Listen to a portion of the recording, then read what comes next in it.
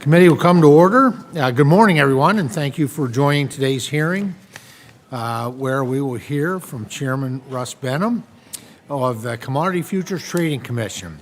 After brief opening remarks, members will receive testimony from our witness today, and then the hearing will be open to questions. Let me take the liberty of offering my opening statement. Before I begin my opening statement, actually, I want to take a little bit of time in a moment to remember Mike Gill, former Chief Operating Officer and Chief of Staff at the CFTC, who tragically passed away last month. Mike was a dedicated public servant, a loving father and husband, and friend to all he met, and he will be truly missed.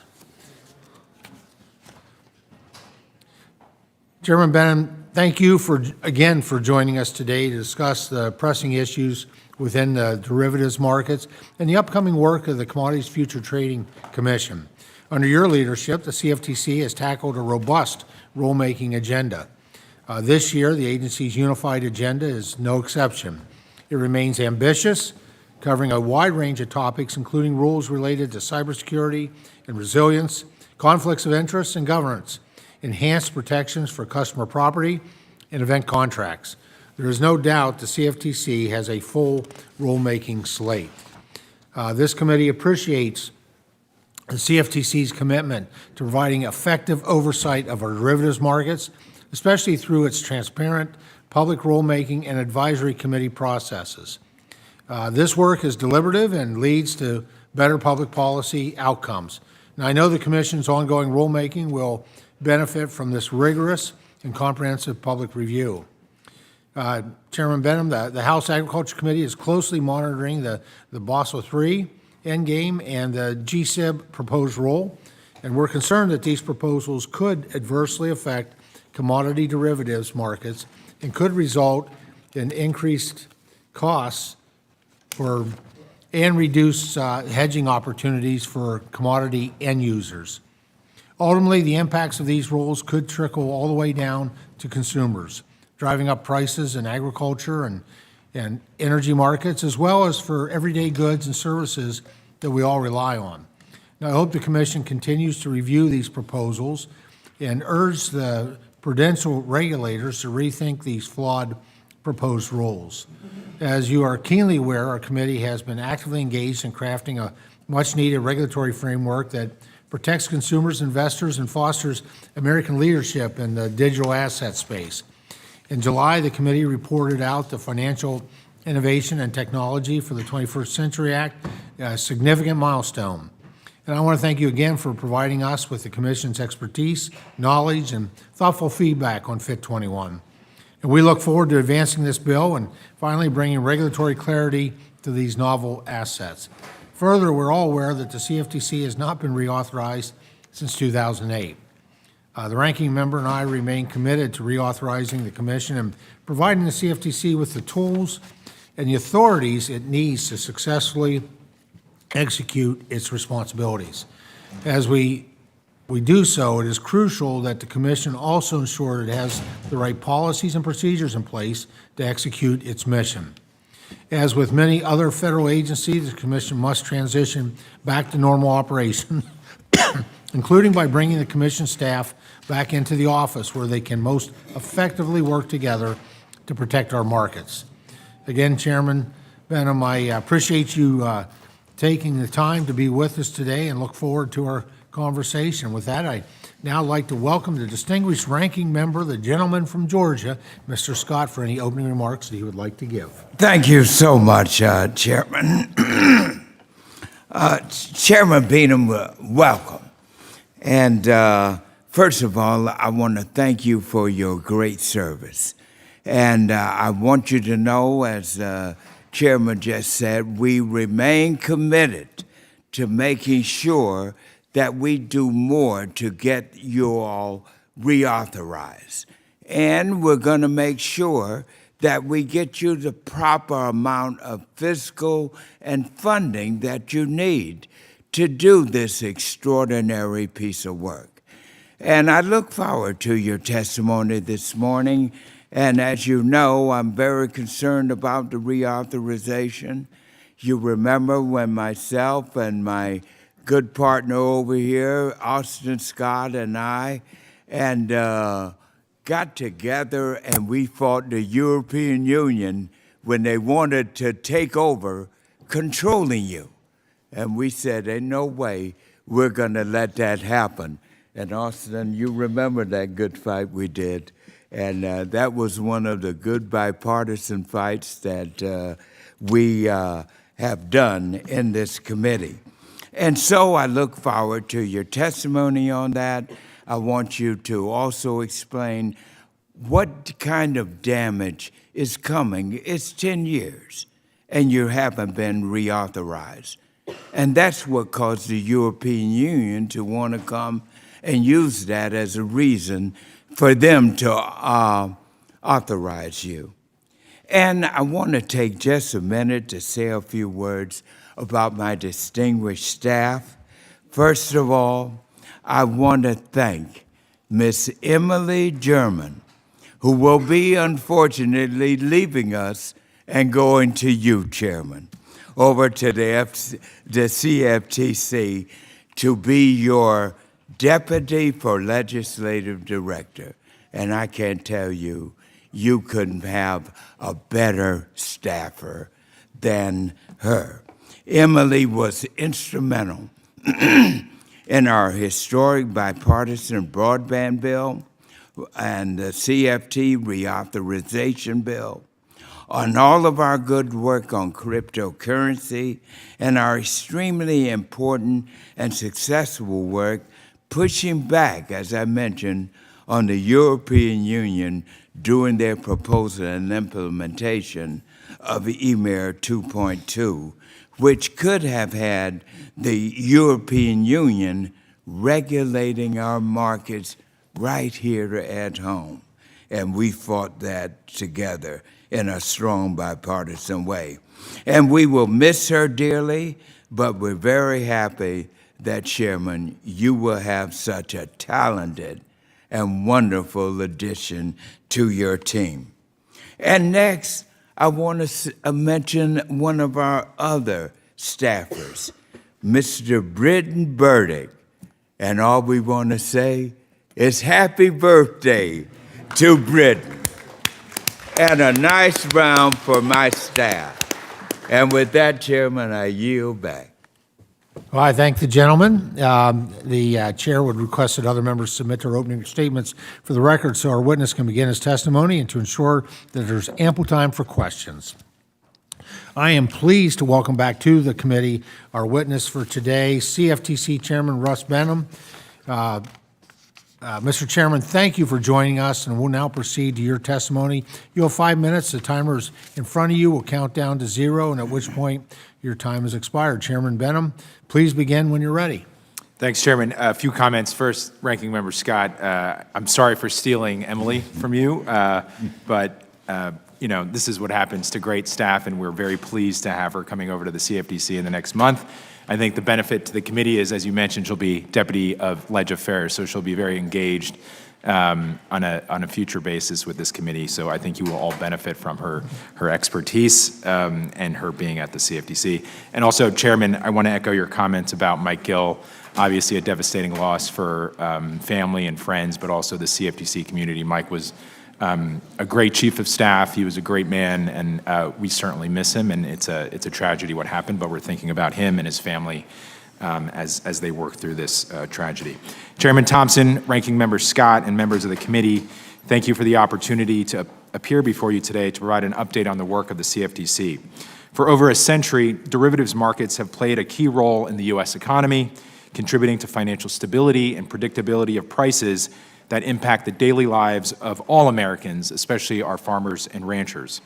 Recognizing the historical roots of our agency and the continued importance of derivatives to agricultural stakeholders, I am very pleased to announce that the CFTC and the Center for Risk Management Education and Research at Kansas State University will be hosting the 3rd Agricultural Commodity Futures Conference on April 11th and 12th in Overland Park, Kansas. Today, technology is having a larger impact on CFTC jurisdictional markets than ever before.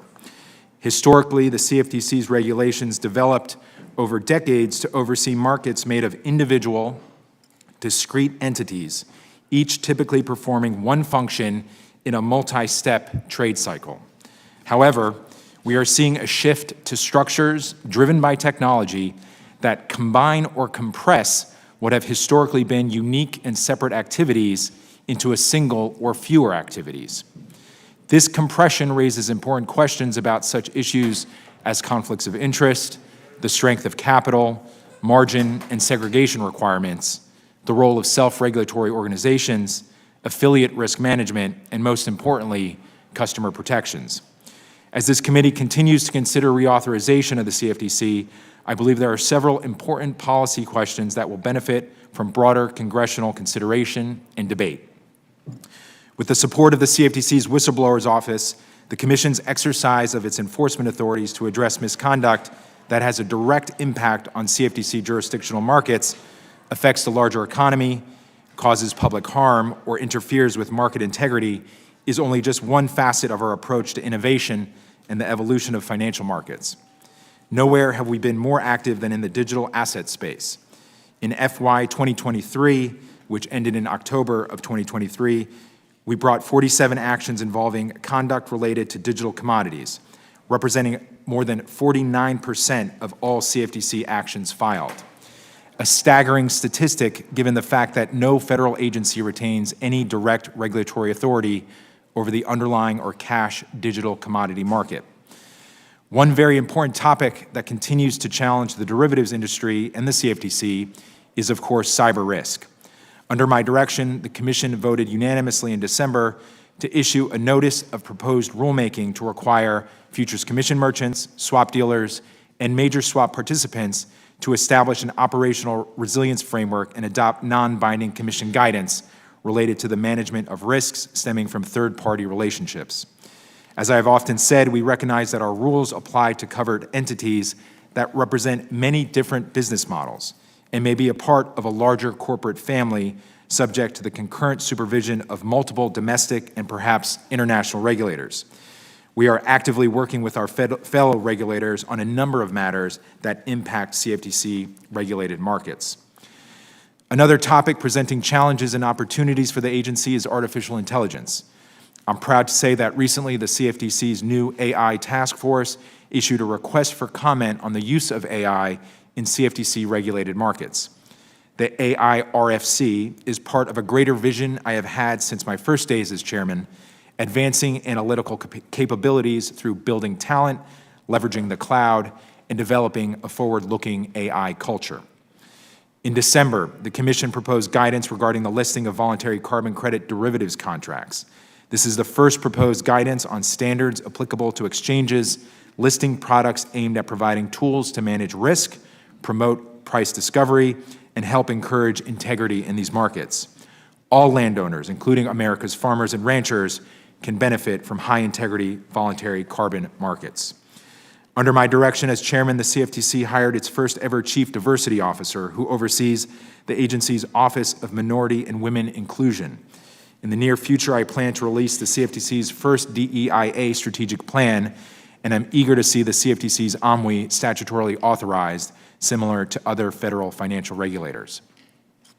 The CFTC has consistently been at the forefront of identifying and addressing risks with a balanced, thoughtful, and measured approach.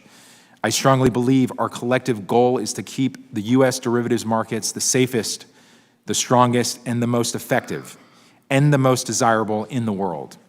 By focusing on this goal, we can maintain America's position as the preeminent economy in the world and uphold national security for all Americans. As this committee knows, our nation's agricultural, energy, and precious metals resources are some of our most critical assets. I believe that without a robust derivatives markets, these assets cannot be optimally produced or sold. An investment in the CFTC is an investment in America. As chairman of the agency, you have my commitment to work with this committee on achieving all of these goals, and I look forward to your questions today. Thank you, Mr. Chairman. Well, Chairman, thank you so much for your important testimony today, and we look forward to that continued collaborative relationship. At this time, members will be recognized for questions in order of seniority, alternating between majority and minority members, and in order of arrival for those who joined us after the hearing convened. You'll be recognized for 5 minutes each in order to allow us to get to as many questions as possible. I'll recognize myself for 5 minutes. Chairman Benham, we've heard a lot about the potentially disastrous ramifications of the prudential regulators, Basel III endgame, and the GSIB surcharge proposed rules, including that they may curtail banks' ability to offer crucial hedging services to clients such as farmers and ranchers and other end users who are seeking to manage the risks associated with operating their businesses. Now, you have stated publicly that CFTC staff are looking at the proposals to determine if the changes will harm end users' ability to hedge risk in the commodity derivatives markets. Can you please share with the committee any of the CFTC staff's findings on this issue? Thanks, Chairman. A very important question, and I'll tell you a few things that I think should maybe level set. One, I have been personally engaged with other colleagues at the prudential regulators and market regulators, sharing some of the issues that we have examined and thought about, and wanting to help steer potentially their thought process as they continue towards finalizing the rule. I would say a few important data points that really represent some of the issues that we've identified. Going back to 2004, we had 177 registered FCMs, future commission merchants at the CFTC. In 2024, currently, we have just about 64. A huge reduction in the capacity to clear and execute transactions for all market participants, including end users. Also, at the same time, we've seen an increase in customer funds from approximately $80 billion in 2004 to about $500 billion. So huge growth in markets, reduction in capacity. We see concentration in the largest 5 clearing members, just about 60% or more clearing futures, swaps, and foreign futures as well. So I think we have to be very careful as we think about capital. I would say this very confidently, that capital is one of the benchmarks and the foundations of good financial regulation, and it's important the prudential regulators move forward with Basel III and the surcharge, but we have to be careful about how it's implemented. We have to create incentives for clearing. Clearing is one of the hallmarks of the financial crisis. We see the SEC recently finalized a rule for clearing treasury markets. I think this is a clear indication that collectively we believe clearing works. So we need to continue to incentivize clearing, make market participants feel comfortable that the cost will not be prohibitive, and ultimately create an avenue for clearing members to provide services to all customers. So this is not just large asset managers, this is not just large pension funds or large financial institutions and manufacturers. We have to think about all of your constituents, farmers, ranchers, small business owners to an extent, energy producers, any commodity producer that needs to use our markets. They need to have access and it needs to be a fair price. And as we think about these rules going forward, we need to make sure that we're ensuring the integrity of the derivatives market, but also making sure it's accessible, fair, and at a reasonable price such that there will be incentives to participate in the market. Chairman, an SEC-registered special purpose broker-dealer, Prometheum, announced recently that it will custody customers either beginning in March. According to the SEC's guidance, SPBDs are only allowed to custody securities. Now, you have previously stated on a number of occasions that you consider either to be a commodity. To that end, the CFTC has allowed CFTC-registered commodity derivatives exchanges to list either derivatives contracts.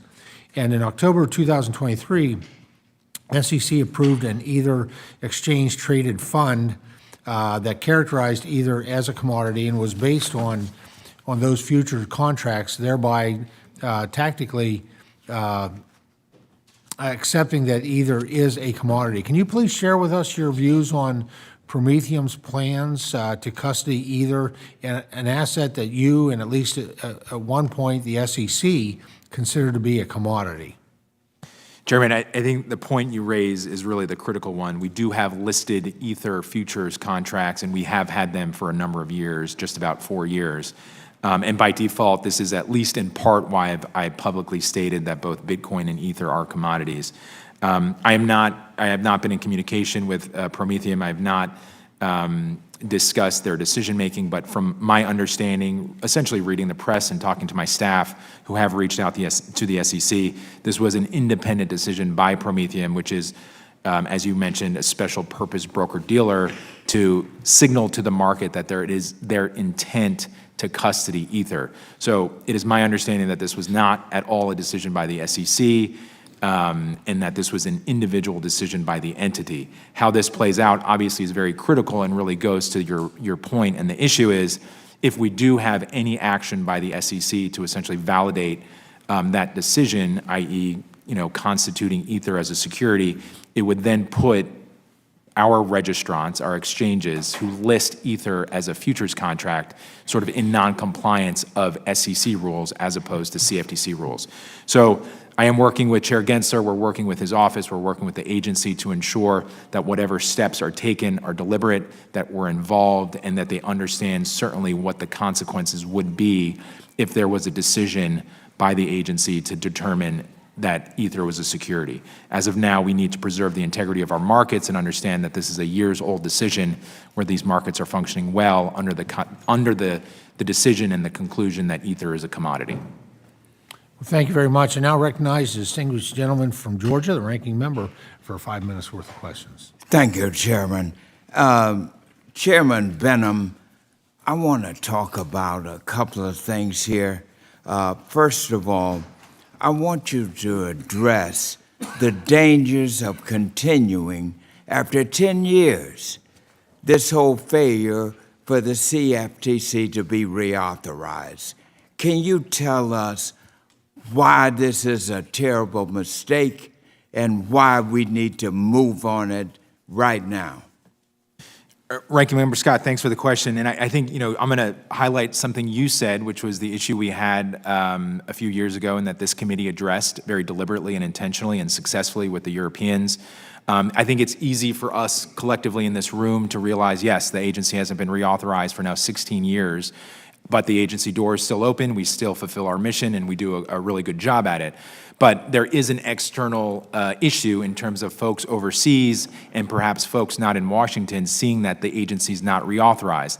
And I think that sends a bad signal not only from the committee's perspective, but from the agency's perspective that, it is not viewed as important as it needs to be. So I think externally we have to reauthorize the agency to ensure that the public, the investing public, that our international partners understand that this committee and this Congress takes the derivatives markets and the U.S.'s supremacy in derivatives markets very importantly, that we actively look at these issues, that we're actively thinking about the statute and the policy and how our markets are evolving and how we need to evolve with the marketplace and others across the globe.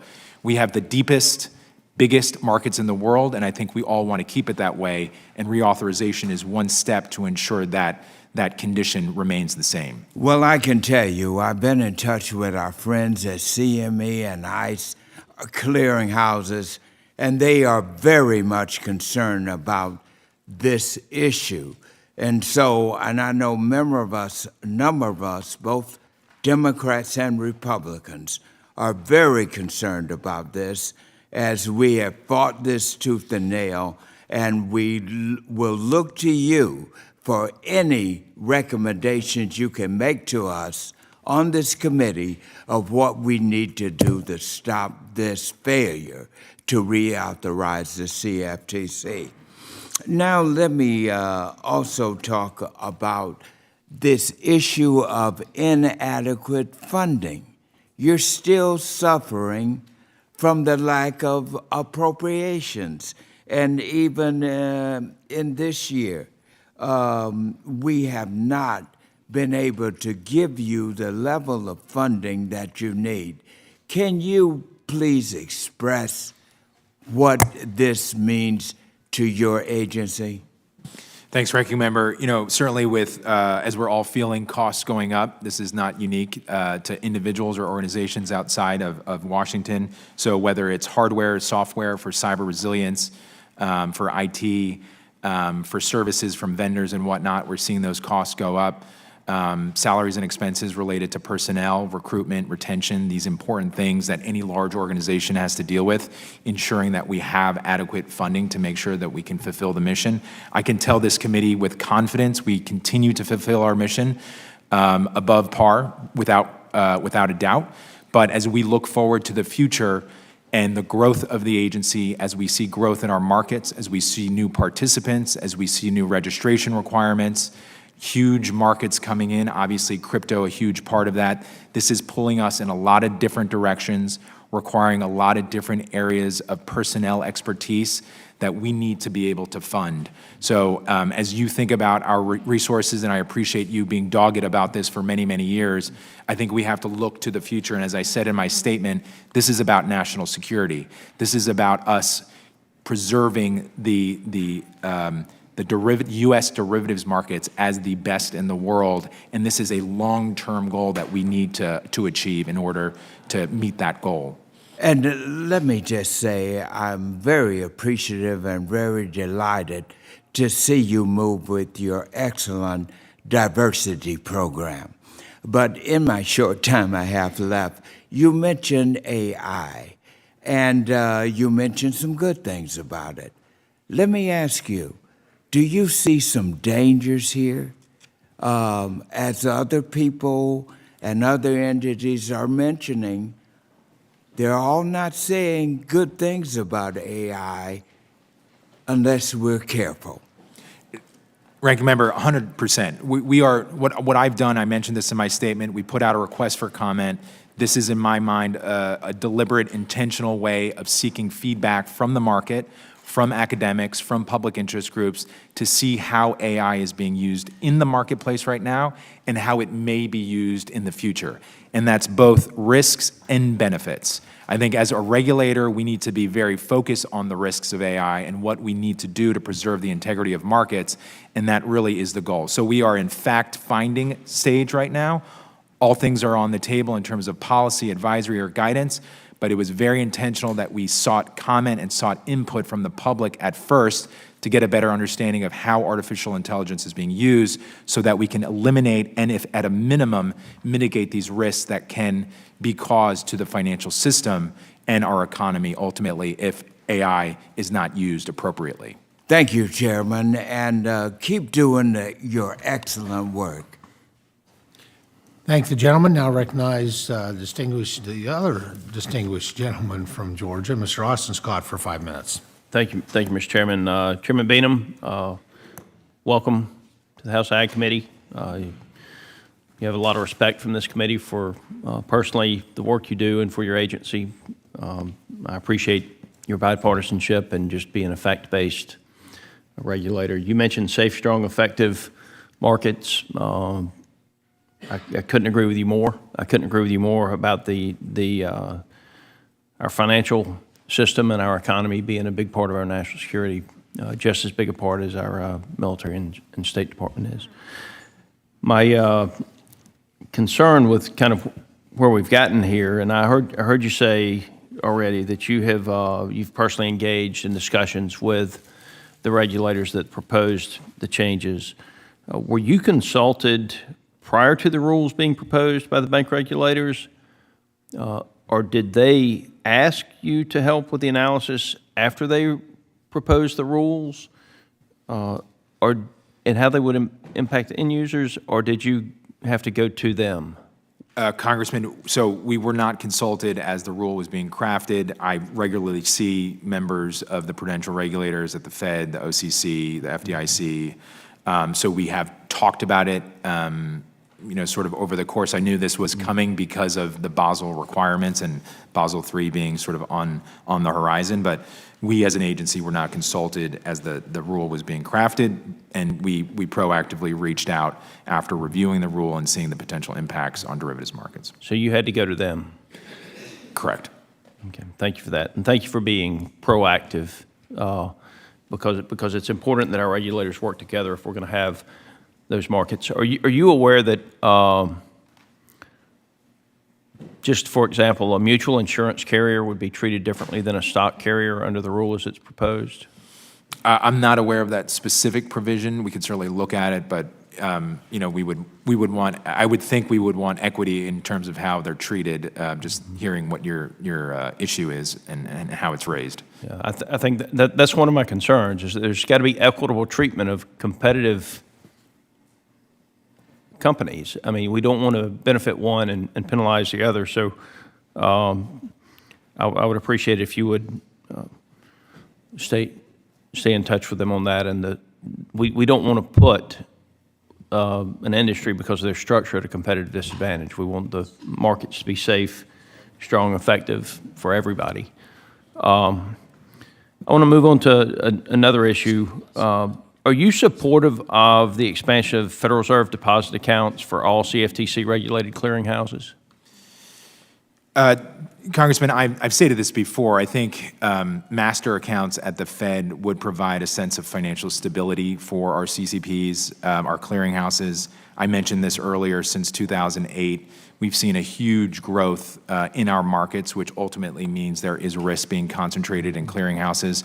We do have two clearinghouses that are designated as significantly important, which gives them access to the master accounts at the Fed, which provides stability and certainty for the funds that they collect from customers and other users. So I do think it would be an important policy change. I've stated it in the past, and I continue to advocate for it.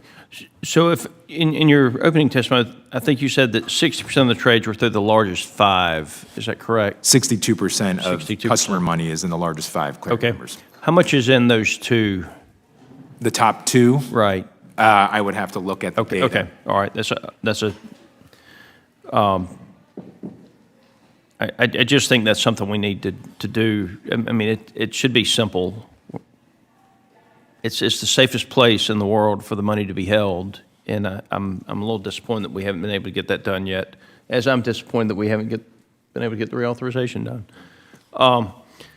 Just one final question as I'm running down. Just what are you hearing is the concerns from the end users that you know? Well, it really does come down to access to markets. And this goes to my statistic, which I raised in response to the chairman's question, where we've seen a reduction of clearing members of FCMs from 177 20 years ago to about 64 right now. It's not like the largest ones are leaving the market. It's the smaller FCMs. It's the FCMs that facilitate and service smaller businesses, agricultural stakeholders, energy stakeholders. So as much as that is a key component of our constituency as it is yours, I want to ensure that the market is fair in offering these risk management services to all participants. And right now, we're seeing that business being concentrated in the largest banks, significantly important financial institutions, global banks. And you could imagine, because of economies of scale and because of costs like capital and otherwise, it doesn't necessarily become a viable business model to provide, a co-op from Georgia a future servicing business. So we need to ensure that diversity of futures commission merchants so that all American businesses, small and large, can have access to derivatives markets to manage risk. Thank you, Chairman. Gentleman yields back. Now please recognize Dr. Adams from North Carolina for 5 minutes. Thank you, Mr. Chairman, and thank you, Ranking Member, for hosting the meeting today, the hearing. Chair Benham, thank you for testifying today. It's good to see you again. I do want to follow up on an issue that you spoke about a bit last time when you came before the committee. The Dodd-Frank Act added a new core principle, diversity of board of directors for future exchanges or designated contract markets. Under the core principle, a DCM, if a publicly traded company shall endeavor to recruit individuals to serve on its board of directors and its other decision-making bodies as determined by the commission from among the reflecting a board and culturally diverse pool of candidates. And so as I understand it, it's been more than 10 years since this provision was implemented by the CFTC. So after all of this time, are you seeing a greater diversity in boards of directors at DMCs? Congresswoman, thanks for the question, a very important one, and as you stated, this is a priority of mine. I would say since 2010, we've seen an improvement, but there's certainly more work to be done. And I'm hopeful that the work that we're doing at the agency by hiring a chief diversity officer, having a DEIA strategic plan, is going to further improve the diversity of boards across the industry and our stakeholders. But ultimately, that's their decision, and we're doing what we can at the CFTC to make sure that we're casting a wide net for individuals and professionals across the country. Thank you. So how does diversity in leadership at DCMs compare with the leadership of other publicly traded entities regulated by the CFTC that operate under Commodity Exchange Act core principles? Congressman, I would probably have to look at the specific number of DCMs, the designated contract markets, and the other participants and identify, the diversity of their boards. It's not something I necessarily look at regularly, but I'm happy to look at that and work with your office to get you some statistics, again, ensuring that that core principle is complied with from Dodd-Frank. Right. Well, let me switch gears for a moment to climate change. I was glad to see the Commission issue its proposed guidance regarding the listing of voluntary carbon credit derivatives contracts, but critics wonder whether the CFTC should be the source of this guidance. So could you explain the justification for issuance of this guidance, and was the CFTC getting questions on standards, or were there concerns about the wide array of various standards for voluntary carbon credits? Thanks, Congresswoman. So we do have listed futures on voluntary carbon credits on our registered exchanges. So just by that fact, the reality that we have listed futures, we then have, as an agency, as a regulatory body, an interest in the health of the underlying market. Just as we would in a corn contract, we want to make sure the underlying cash market is healthy and free from fraud and manipulation. The concerns have been raised about the voluntary carbon credit market for a number of years. There's been issues around integrity and the sort of trustworthiness and intention of some of the registries. So the intent from an agency perspective is really to elevate the diligence that the DCMs, which you mentioned earlier, the exchanges use when they list CFTC-regulated futures contracts.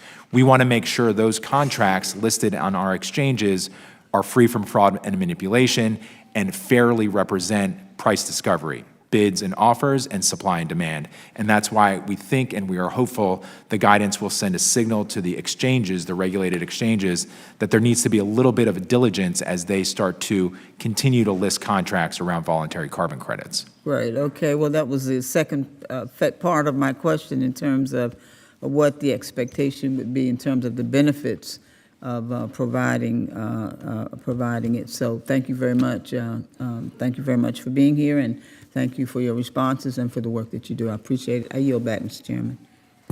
Thank you, Ms. Adams. The chair now recognizes Mr. Mann from Kansas for 5 minutes. Thank you, Mr. Chairman, and Chairman Benham, thank you for being here. Good to see you again. I represent the 1st District of Kansas, which is a good bit of the western 2/3 of Kansas. We produce a lot of beef, a lot of wheat, a lot of sorghum. We're the number 3 ag producing district in the country.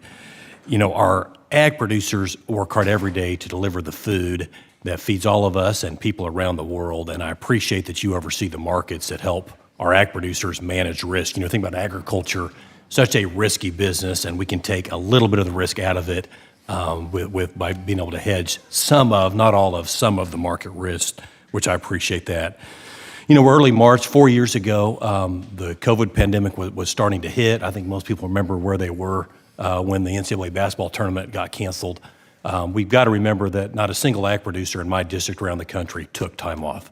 They continue to go to the fields, feed their cattle, do the work that they do to feed us. But here we are 4 years later, and we still have a lot of people at CFTC and other government agencies, for that matter, that still have not returned back to their offices for work. Could you comment on that, and specifically what I should tell my ag producers who are working every day when they find out that there are folks at the CFTC that haven't even returned to their office yet?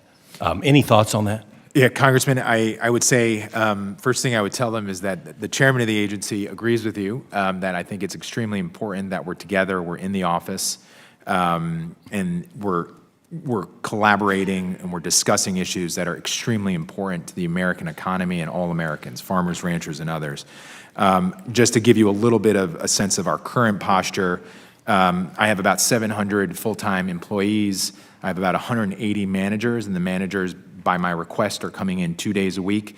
I call it my quasi-cabinet, the leadership team, which is about 10 to 15 individuals, are coming in 3 days a week. My direct team and myself, we're in 4 or 5 days a week.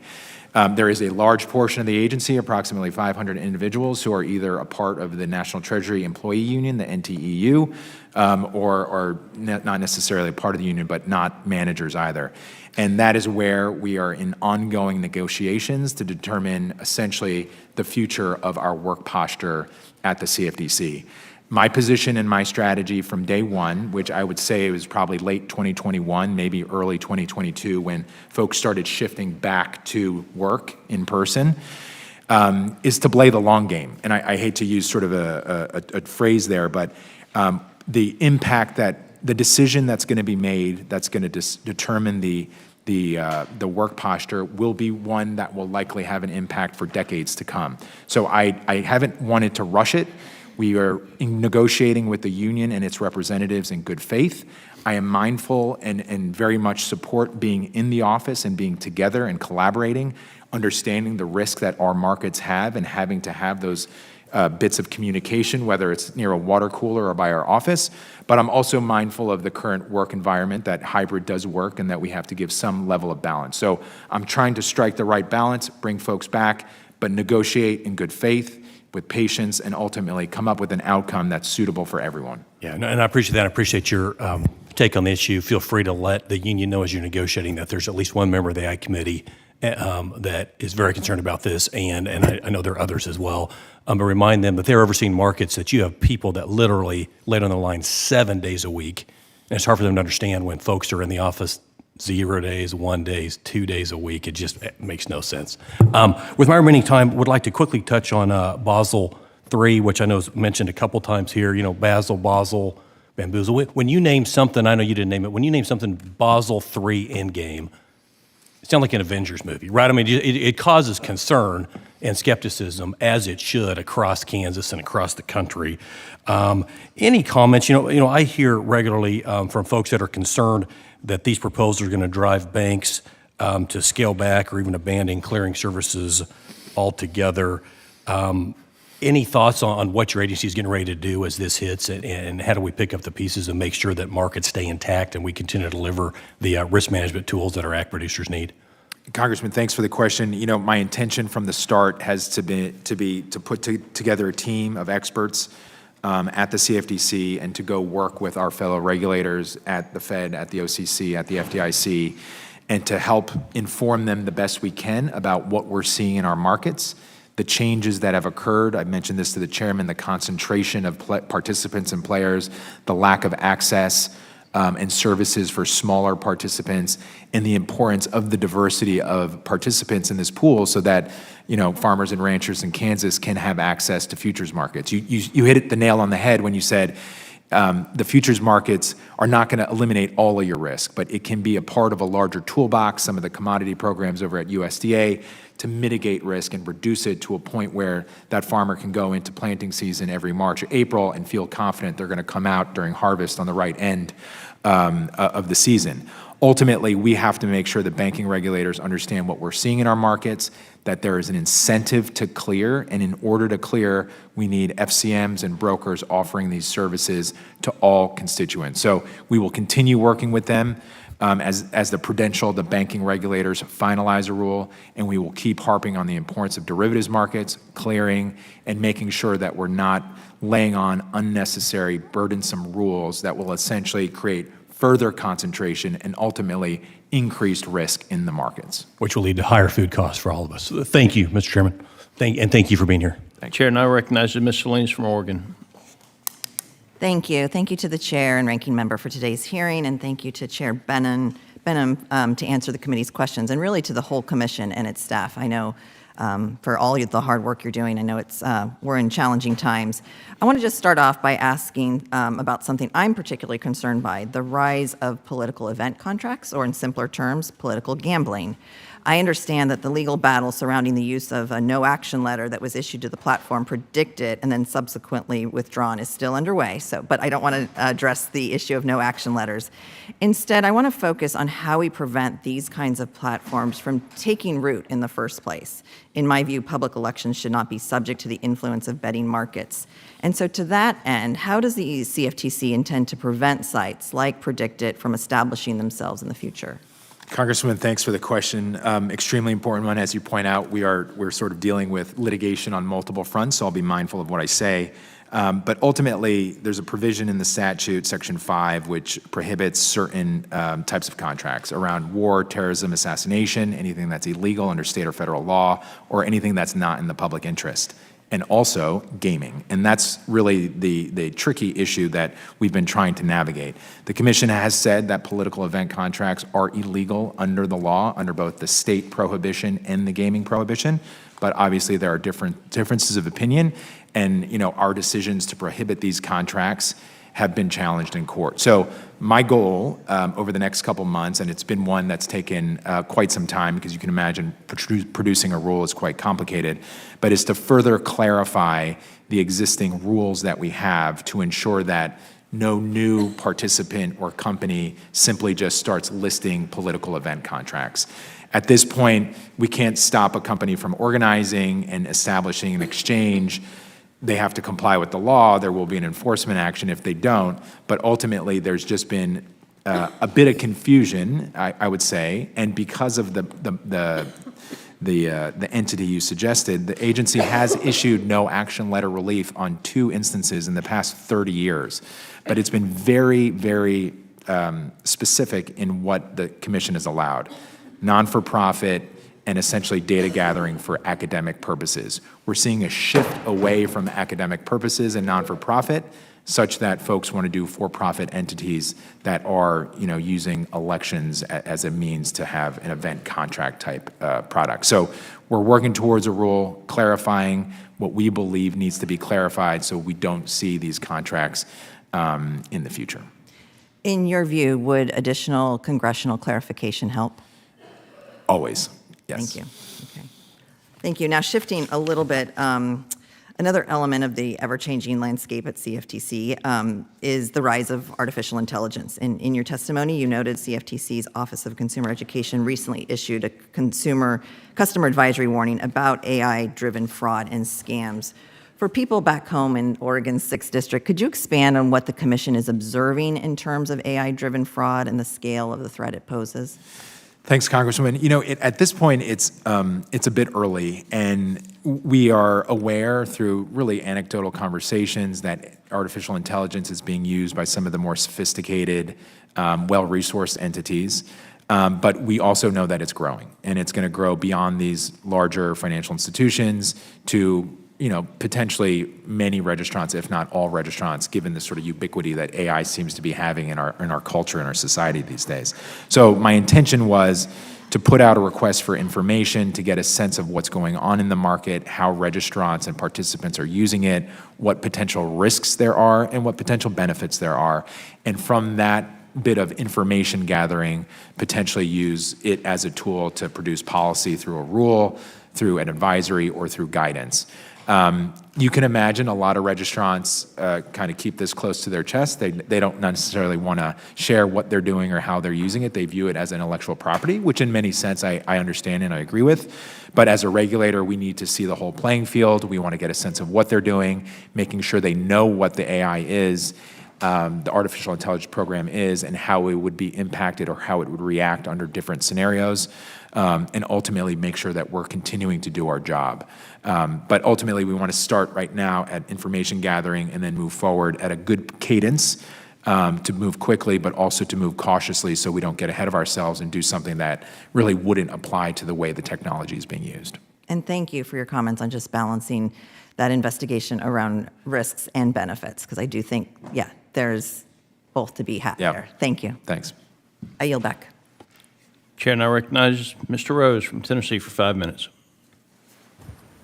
Thank you, Mr. Chairman. I appreciate you holding this hearing, the chairman holding this hearing, and appreciate our witness for being with us today. Chairman Benham, considering the potential disruptions of quantum computing in derivatives markets, such as the ability to break current encryption methods or to solve complex optimization problems that could be exploited for manipulative trading strategies, how is the CFTC preparing to address these challenges? Congressman, thanks for the question. Quantum and AI are in many respects related. Quantum is going to pose a lot of issues and challenges. I think there's going to be benefits, but it's also going to disrupt markets and cyber issues and sort of protection of data. I've looked into this a bit over the past actually couple months. And this really led to what I mentioned to the Congresswoman, the issuance of this request for information about artificial intelligence. And if you have a chance, if you look at the document, we asked a series of questions. I think they were very well crafted, very intentional in how we crafted them, going pretty deep in terms of technical nature, but also wanting to get a better sense of how market participants are using AI and how technology is driving their business operations and what we need to do as a regulator to address those risks or the opportunities that might arise. In some respects, our core principles already address these issues. One could look through our core principles and think about governance and markets being free from fraud and manipulation and other core principles that really are the driving engine of our statute. But this technology, I think, is so novel, can pose so many unique risks, but also opportunities that we really have to take a very unique look at what we need to do as an agency and potentially this committee legislatively to address the adoption, the growth of AI, and how it might impact our markets. Do you think the Commission has sufficient resources to stay abreast of this quickly changing environment? I would say so right now. I think the most important thing I will say about resources, and this has been an observation I've made over 15 years being around the agency in a policy role, is consistency and certainty are the most important things. If I have a sense as the head of the organization that we're going to have this budget for the next couple fiscal years, whether it's increasing at a small clip or a large clip or not at all, it provides me that certainty so I can reallocate resources towards these types of things. AI, cybersecurity, IT infrastructure, these are going to be the components that drive the large costs in addition to salaries of the agency into the future. And if we are going to move with the market, we need as much certainty around our budget going forward so that we can have that ability to recruit the best talent, to retain the best talent, and ultimately build a diverse workforce. Thank you. I appreciate that. I'd like to briefly discuss a recent news story that detailed a case of insider trading. An individual overheard their spouse's work conversations while both were working from home and used that information to trade stocks based on a planned acquisition. The case involved the oil company British Petroleum. Considering a significant portion of the CFTC's workforce is currently working, or teleworking that is, can you please detail the specific policies and procedures in place to safeguard sensitive data accessed by CFTC employees who are working remotely? Thanks, Congressman. Important question. And the same requirements that we have around retention of confidential information apply at home. We have sent out periodic notices to staff going back to 2020 when we went into full remote posture after COVID hit 4 years ago to ensure that your work environment is safe. And in this particular instance, which I'm familiar with, that spouse, family, friends are not becoming privy to any information that is confidential. So we work hard with it, constantly reminding staff of the importance of the information they have, that it's a violation of federal law to provide information, either to trade on it or to leak information. I do that quite often, actually. But it is something that we continually drumbeat and ultimately drives me towards what I said to Mr. Mann is the importance of being back in the office and feeling that sort of continuity of work, office, and collegiality among colleagues. Sure, we don't have much time left, but are you aware of any incidents of CFTC employees accidentally disclosing or misusing confidential data while working remotely? I am not aware of any information being leaked by any staff. If you wouldn't mind checking with your team and getting back to us if there's been any examples of that. Of course. Thank you, and I yield back. Gentleman from Tennessee yields back. Now please recognize the gentlelady from Illinois, Congresswoman Blazinski, for 5 minutes. Thank you, Chairman. And thank you, Chairman Benham, for being here today. Last summer, when the Ag Committee came together to mark up the fit for the 21st Century Act, I was glad to introduce 2 amendments to safeguard consumers. One of my amendments was written to close loopholes that threaten consumers' rights and to protect against market volatility. It provides bankruptcy support for companies and individuals and allows customers to access their investments in the event of a collapse, protecting the little guy, the small-time investors who would otherwise be unable to access those funds. I'm very glad to say that that amendment was agreed to in committee, and I'm grateful to the chairman and his staff for the bipartisan work we did here. Chairman Benham, the joint rulemaking requirement for the Fit for the 21st Century Act poses a number of implementation concerns, from differences in opinion on whether additional authorities are needed to size and funding. Should Congress move forward with a bill that addresses only the CFTC's expanded regulatory authority needs, and assuming sufficient funding is included, what would the time frame and logistics of implementation look like from your perspective? Thanks, Congresswoman. I've said this before, and I'll say it certainly again. We need to fill the gap in crypto regulation. I think, as I'm sure you're reading and others on the committee, Bitcoin is again hitting all-time highs. It feels like every day I read in the Wall Street Journal or the Financial Times or the New York Times or the Post that there's some storyline about crypto and that it's back from 2022. This notion of crypto going away, I think, is just a false narrative, and potentially, it wouldn't be an understatement to suggest that there's another period of irrational exuberance going on with these price swings and the volatility. So I think this just validates the fact that we need to act. Congress needs to act to fill this gap. Specifically around Bitcoin, which I think clearly is a commodity, and as I said to the chairman, Ether as well. These are 2 of the largest tokens, making up approximately 60 to 70% of the whole market capitalization. In terms of implementation with funding, I'm confident we could, use the bill and the framework, which I'm very familiar with, the FIT bill at this point, and the expertise we have at the agency to implement a regulatory structure within 12 months. Great, thank you, and I'll yield back. Thanks. Gentlelady yields back. Now please recognize the gentleman from Nebraska, Mr. Bacon, for 5 minutes. Thank you, Mr. Chairman. I want to use this opportunity to yield to my friend from Oklahoma. The gentleman from Oklahoma is recognized. Thank you, Mr. Chairman, and I thank my colleague from Nebraska. Chairman Benham, thank you for appearing before the Ag Committee today. During our discussion when you were last before the committee, the Basel endgame proposal had not yet been proposed by the banking regulators. And since then, we've seen an overwhelming response to the negative consequences of the proposal, particularly to derivative end users. The proposal would have significant consequences for the health of the U.S. derivatives market and would make hedging more expensive for market participants like farmers and ranchers. I just had the chance to speak with the Federal Reserve Chairman, Mr. Powell, on this topic over at the Financial Services Committee. And Chairman Powell expressed that he was willing to give these concerns a closer look. Chairman Benham, would you be willing to assist the Fed in taking a closer look? And has the CFTC been asked by the Fed board to offer feedback?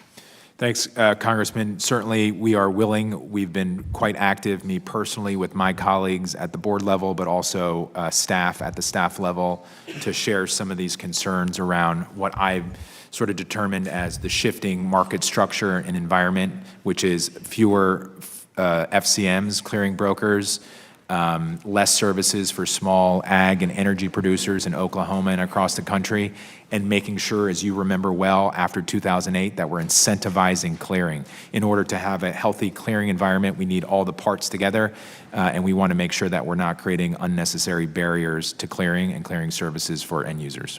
Congress has a long history of broad bipartisan support for not disadvantaging end users, including in Dodd-Frank, where I served on the conference committee. Unfortunately, the Fed is proposing to undermine the work done by Congress and this committee and to cause disruption in the U.S. derivatives market that your agency regulates. I also had the opportunity to discuss with Chairman Powell how the proposal will disincentivize banks from offering clearing services. As you know, Chairman, in Dodd-Frank, Congress mandated central clearing as a way to reduce risk in the system. I know you've expressed concerns about the decline in the number of banks that can clear derivatives for end users, which has made it harder for end users to find a bank to offer the service. Chairman Powell also acknowledged this impact is something he's looking at in the Basel Endgame proposal. How do you see the proposal impacting the willingness of banks to clear derivatives for end users, and will you commit to working with the Fed to fix this? Congressman, the clearing business has very tight margins, and with low interest rates historically, I know that's changed over the past couple years, and the costs related to clearing, there's been a number of clearing members that have left the business. I stated earlier to the chairman, 20 years ago we had 177 FCMs, now we're down to 64. We have concentration in the top 5 clearing members, which are the largest banks, of over 60% of all customer money. So we need, as you point out from 2008 and Dodd-Frank, we need to incentivize clearing. Clearing is a risk-reducing function of the market, and I think we need to recognize that risk reduction function to ensure that we incentivize participants on the clearing side and then end users from using these markets. Chairman, at the same time that this is happening, the Securities and Exchange Commission just finalized a rule in December that will increase clearing in Treasury markets. This will have a substantial impact on market access. Chairman Benham, with the current shortage of firms available to provide clearing services to agricultural end users, do you see this being an additional stress on the Treasuries? It's potentially an additional stress. We would have to see how the rule out of the SEC is implemented. Ultimately, a very different market, obviously, as you know, coming from the Financial Services Committee, but ultimately, we need a diverse pool of clearing members, and right now we're seeing a concentration of clearing members in the largest banks. Historically, we've had non-bank clearing members, we've had other small FCMs servicing end users, and we're just not seeing that population of clearing services like we did even 10 years ago, let alone 20 years ago. With my remaining time, I'd just like to reiterate that the futures markets play an important role in price stability for consumers and businesses. And Chairman Benham, could you offer any final thoughts on the importance of protections in the Dodd-Frank Act for firms that use derivatives hedging? Commercial end users, as you noted, are very much prioritized in Dodd-Frank, creating exemptions in part to incentivize the use of markets, but ultimately to understand that commercial end users typically do not present risk like a financial institution. And I think that treatment needs to remain the same as we think about policy going forward. Thank you, Mr. Chairman. Yield back, Mr. Chairman. Gentleman yields back. Now please recognize the gentleman from Illinois, Mr. Jackson, for 5 minutes of questions.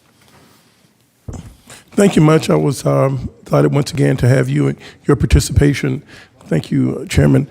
The concentration in banks, if you could further elaborate on the challenges that you can see that could be unintended that we should step in front of now to make sure there's sufficient liquidity in the market. Any thoughts, Chairman?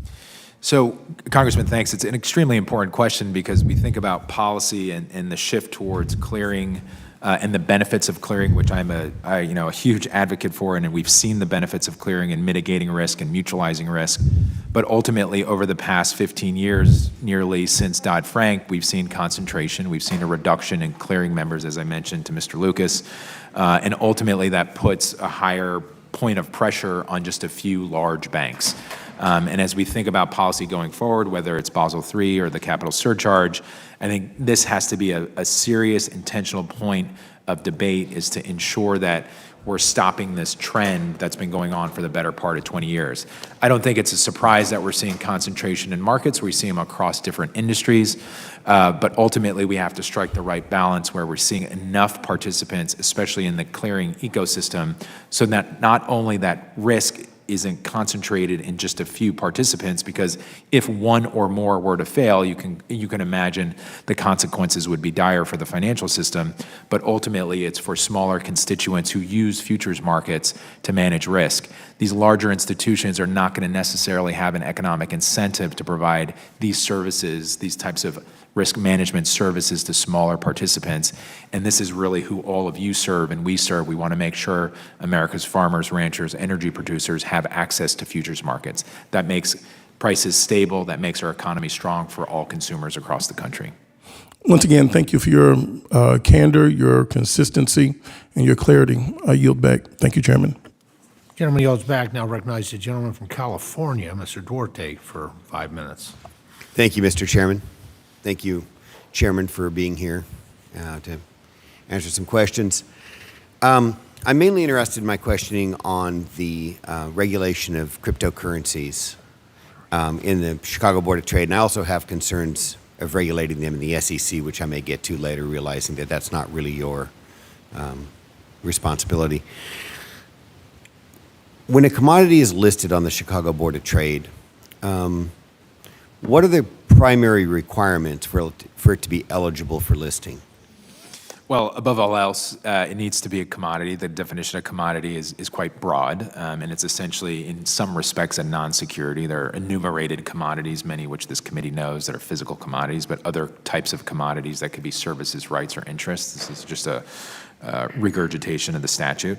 But ultimately, there's been a process that's been built over decades where the exchange, and in the case you're using, the Chicago Board of Trade, looks at the statute, our statute, and the regs, the implementing regulations of the law, and essentially complies with the requirements around listing a contract and providing specifications. And then is there a document that underlies these qualifications? Like when Bitcoin or Ethereum were listed on the Chicago Board of Trade as derivatives, were there documents that suggested what the criterion were and how they met those criterion? In some respects, the Bitcoin or Ether listings on the futures exchange were no different than the steps that needed to be taken or have been taken to list an agricultural or energy futures contract. It really just starts with that definitional question, is whether or not the product, the underlying product, is a commodity. If you can answer that question in the affirmative, everything else kind of falls into place. Does it?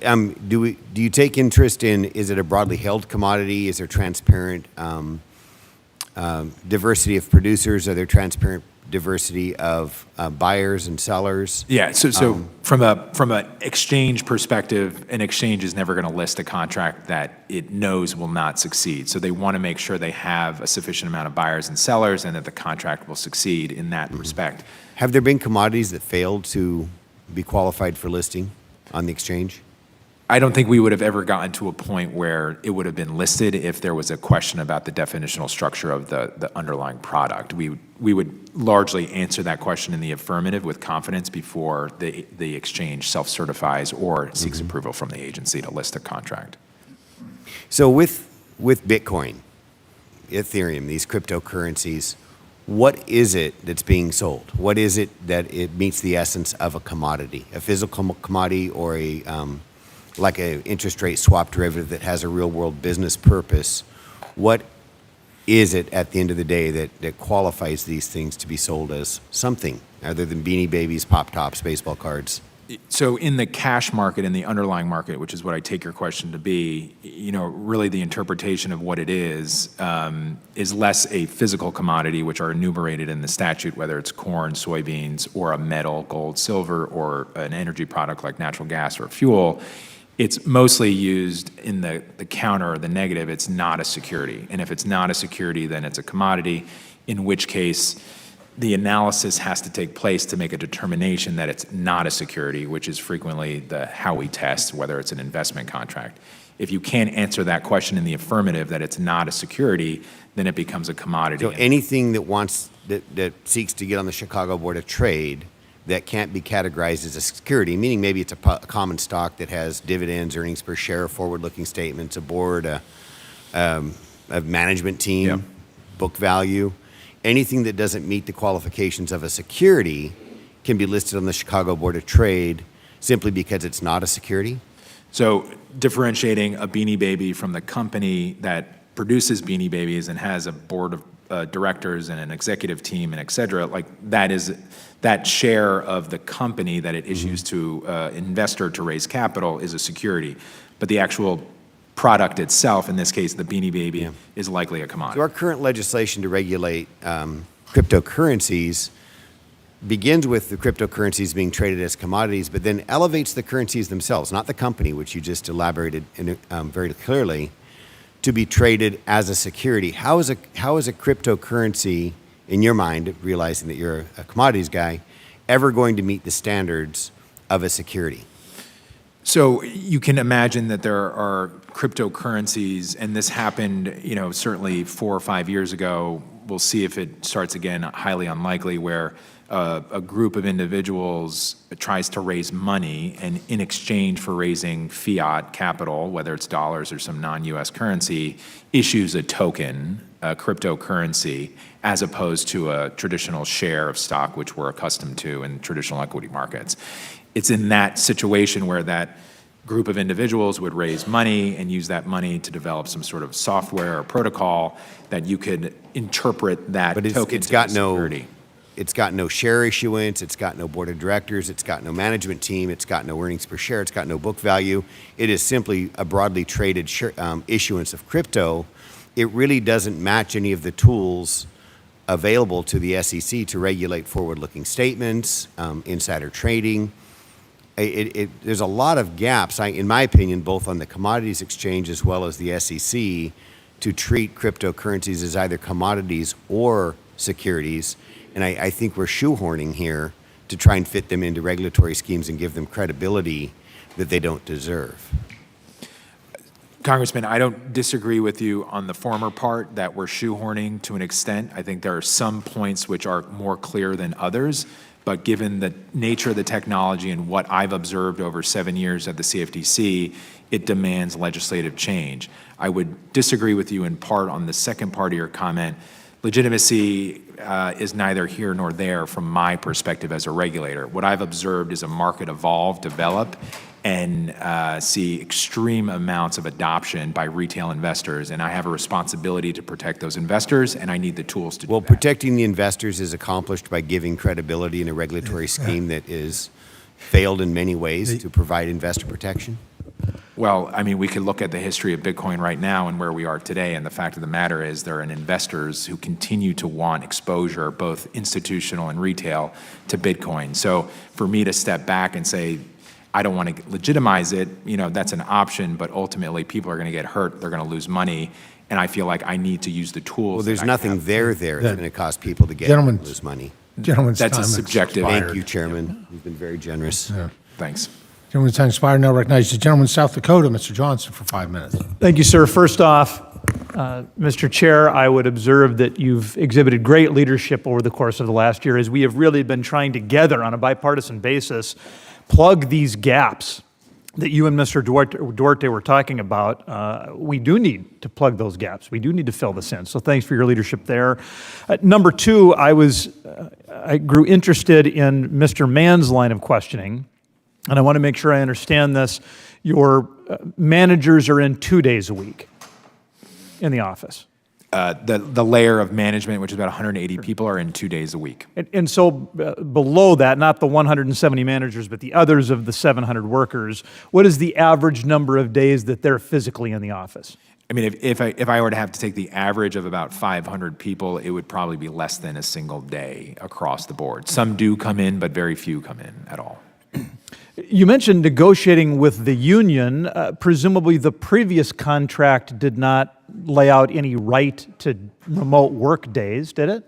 So we actually, prior to COVID, had a scheme which allowed staff, the union representatives, the union staff, to remote work 2 days per week, but they had to be in the office 3 days a week. So why doesn't the national health emergency is over? Why doesn't that framework apply today? So a good question, but one when we went into full telework posture at the start of COVID, the negotiation and the contract had to essentially be rewritten such that there were certain rights afforded the union members when we went into full telework posture. And in order to return to either status quo or something where the staff are coming in, we would again have to we are renegotiating the existing posture. Well, Mr. Chairman, I understand your desire to move in a deliberate and long-term focused fashion. I would just mention to the bargaining unit, they are absolutely behind the times. I observe a CNBC article that notes that 90% of companies say they'll return to the office by the end of this year. That article outlines the negative impacts on productivity, collaboration, and employee engagement. And then the Society for Human Resource Managers, on their website, they observed that 63% of CEOs predict a full return to in-office work. And Mr. Chairman, I would ask unanimous consent to submit for the record both the CNBC analysis as well as that from SHRM. Without objection. So I would just keep doing what you're doing. Let's get people back in the office. Again, the literature is becoming increasingly clear about the benefits of in-person interaction. And then we've talked a little bit about the importance of these derivative markets to provide risk management tools and strategies for American producers as well as other market participants. As you look out, say, 3 or 5 years, sir, what changes might evolve in the marketplace that would require additional or new efforts from you all to make sure that we're providing that market predictability and safety? Congressman, thanks for the question. What I've seen and observed, and I made this briefly, this note in my opening statement, it's interesting to look back 20 years, 30 years, and how some technological changes move traders off of floors and onto desks across the country and the globe trading electronically. And then we had different variations of trading techniques that used high-frequency trading, and now we're certainly moving towards artificial intelligence and programmable trading, which I'm sure has been around for years. But then what we're seeing also is structures changing, and I mentioned this in my statement, where the Commodity Exchange Act is built around unique structures, right? An introducing broker, associated person, a futures commission merchant, an exchange, a DCM, a clearinghouse, a DCO. And we're seeing that compressed, and we're seeing it compressed because of technology. This was an issue we had to deal with FTX a couple years ago, and we had the hearing where they wanted to do non-intermediated leverage trading. Huge amounts of risk and something we had to think about. But ultimately, and as I've said to this committee before, we're going to continue to see these new market structures and models be presented to the commission. And I have said this, that the statute doesn't contemplate these things clearly, both from the benefit side and the risk side, because every time you take out one of those layers, whether it's the FCM, the introducing broker, the associated person, the exchange itself, if you have a direct clearing model, you're taking away some benefit. You're reducing friction, so you might have a quicker executed trade, but if you're taking away an FCM, you're taking away disclosures, customer segregation, other components. So as I look to the future, and I would hope you as chair of the subcommittee think into the future, we want to preserve our preeminence from a markets perspective. We're seeing changes in the market structure, and we have to be very deliberate collectively about what we want to see in the future. And I'm not suggesting this is what we want. I'm just suggesting that the statute doesn't contemplate it, so we're seeing a number of new applications saying, we want to do it this way, CFTC approve us. And we're being very cautious, we're being very deliberative, but there are enough gaps in the statute where it's not clear that we have to do things the old-fashioned way, so to speak. Thank you, sir. One more quick comment, Mr. Chairman. As we move toward FY25 appropriations, I will have as one of my factors for consideration for each agency whether or not they have returned to the office in a way that best serves the American people. And I would just ask my colleagues to be willing to do the same. With that, I yield. Gentleman yields. Now please recognize the gentlelady from Connecticut, Congresswoman Hayes, for 5 minutes. Thank you. Thank you, Chairman Behnam, for being here today. And I apologize for being in and out. I promise it's not you, it's me. We have multiple hearings going on, so please excuse me. The Commodities Futures Trade Commission is tasked with overseeing futures and swap markets in addition to the emerging digital asset market. Going after fraud and penalizing bad actors is a crucial part of keeping markets stable and protecting the financial well-being of Americans. The Office of Consumer Education Outreach at the CFTC is responsible for identifying fraud trends, producing educational content, and public engagement on a range of issues. Administrative costs for the OCEO are funded by the Consumer Protection Fund, which receives money from CFTC's enforcement actions.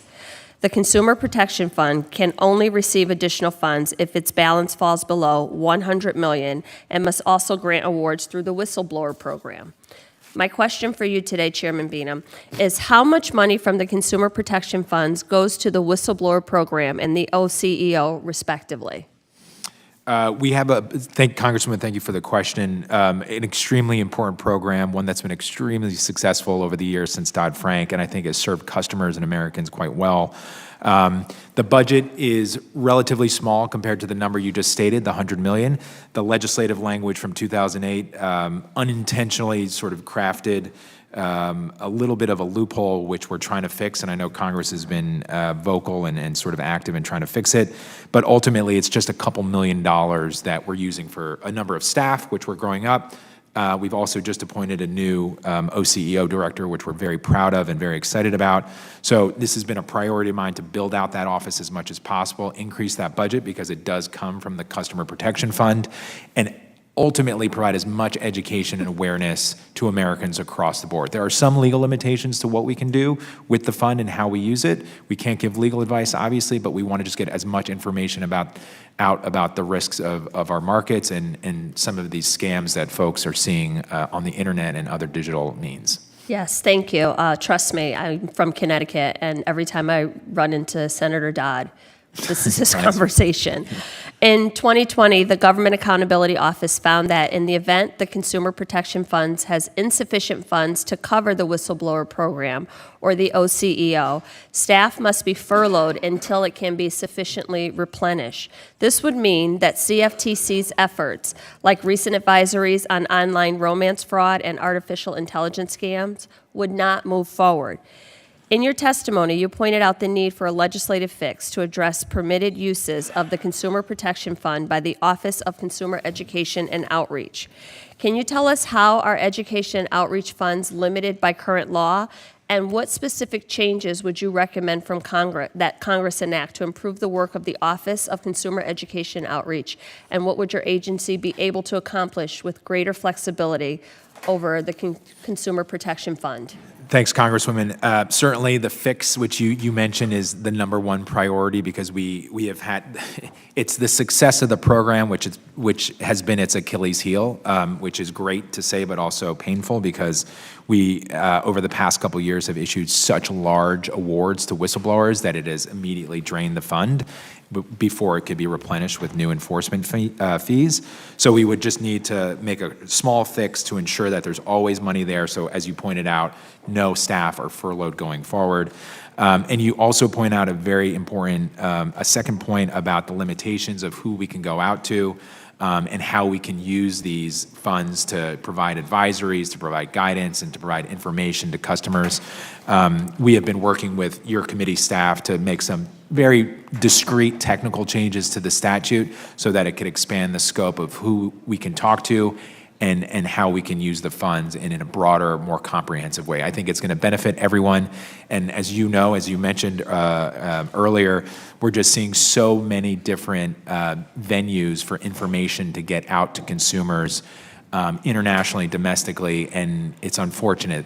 Whether it's crypto or traditional markets, a scam's a scam, and the scammers are out there, and they continue to use digital and other means to steal money. Well, thank you, and I appreciate your testimony today. And I think another important point to make is that even the most well-meaning legislation, when we find out that there are unintended consequences of that legislation, we have a responsibility to come back to the table and work together to fix those, close those loopholes and fix those things so that we are doing the best that we can for the Americans that we represent. So again, thank you for your testimony today, and I yield back. Gentlelady yields back. Now please recognize the gentleman from Missouri, Mr. Alford, for 5 minutes. Thank you, Mr. Chair. How are you doing? I'm fine, thank You holding up all right? You're almost done. Just fine. I'm Mark Alford. I'm from Missouri, just south of Kansas City. I hate to beat a dead horse, but I'm going to talk about showing up at work. I just left, I'm on small business as well, and we were talking with two members of the GAO there about this very issue.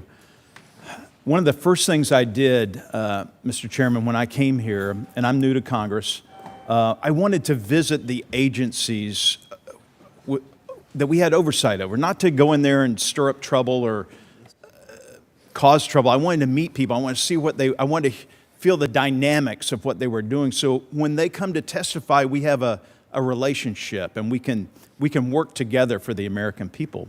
Because I feel like that's very important. I don't care what party you're from, we've got to work together for the American people. I was denied, our staff repeatedly denied from entering the USDA, which has 2 million square feet, just down, beautiful building down there. I can't get in. We were denied getting in the Small Business Administration. I have been to the Pentagon. I'm on the Armed Services Committee.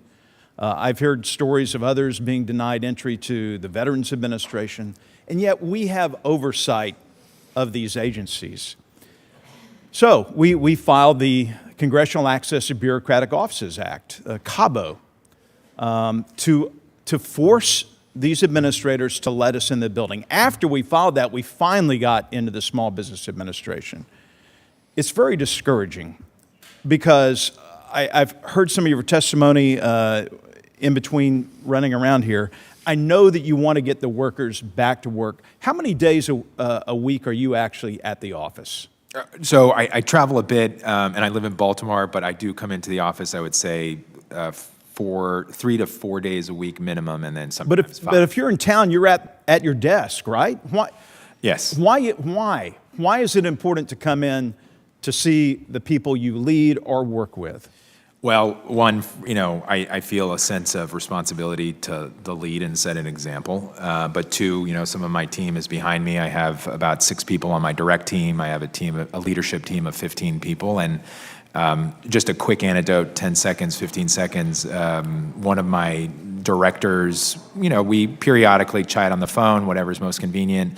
But she came into my office a few weeks ago, and we had our weekly 30-minute meeting. And we talked business, we talked about issues, but we also just caught up on personal matters. You can't do that over the phone. Can't do that over the phone. Over Zoom. That was a different experience for me that I had felt in 4 years. The GSA just worked out a new lease in Kansas City, I think, for a building there in Crown Center. Have you been there? Or are you familiar with that for your offices? And I'm not familiar yet. Okay. Yeah. My understanding is there's a lease that's already been worked out or being worked out for more office space in Kansas City? In Kansas City, yes. Correct. For us. Yes. We've been in that space for a couple of years at this point. So this is a lease renewal. Do you know how many square feet are there? In the Kansas City space, I could check, but what I do know is we've reduced our footprint by about 50% from our previous space. So we've been in that space. Is that because people are phoning in to go to work? Or no, there's a little bit of a history to this, but we were independent. We were leasing independently from private commercial landowners or commercial property owners. And then over the course of the past, I would say 10 years, there's been transition to GSA space. And transitioning to GSA space has a number of requirements in terms of square footage per employee. And that ultimately reduced our footprint by 50%. Right. But bottom line is, I would think you would agree, it sounds like you do, we've got to get federal workers back in the office. It's going to lead to greater productivity for the American people. You would not believe how many calls we get a day in our congressional office from people desperate to get money back, to get services from the federal government, but people aren't picking up the phones. People are not helping our constituents in the 4th Congressional District. And look, I don't mind our staff helping. We helped over 800 people so far since we've been in office and have helped return more than $1 million that are rightfully due the taxpayers. But they shouldn't have to be coming to us. They need to be calling the agencies, and I appreciate your willingness to do something about it. Thank you for being here, sir. Thank you. With that, I yield back. Gentleman yields back. Now please recognize the gentleman from North Carolina, Mr. Davis, for 5 minutes. Thank you. Mr. Chair, thank you for being with us today and coming to share. My first question, how is the CFTC utilizing tools and strategies to identify and prevent potential price manipulation in the futures markets, particularly concerning agriculture commodities? to protect farmers and agriculture investors? Congressman, thanks for the question. It really is core to what we do at the agency. We work closely with the exchanges. We have a regulatory structure that's been built out over decades based on the statute, the law that Congress has written to ensure that contracts, whether agricultural or energy or otherwise, are free from fraud and manipulation.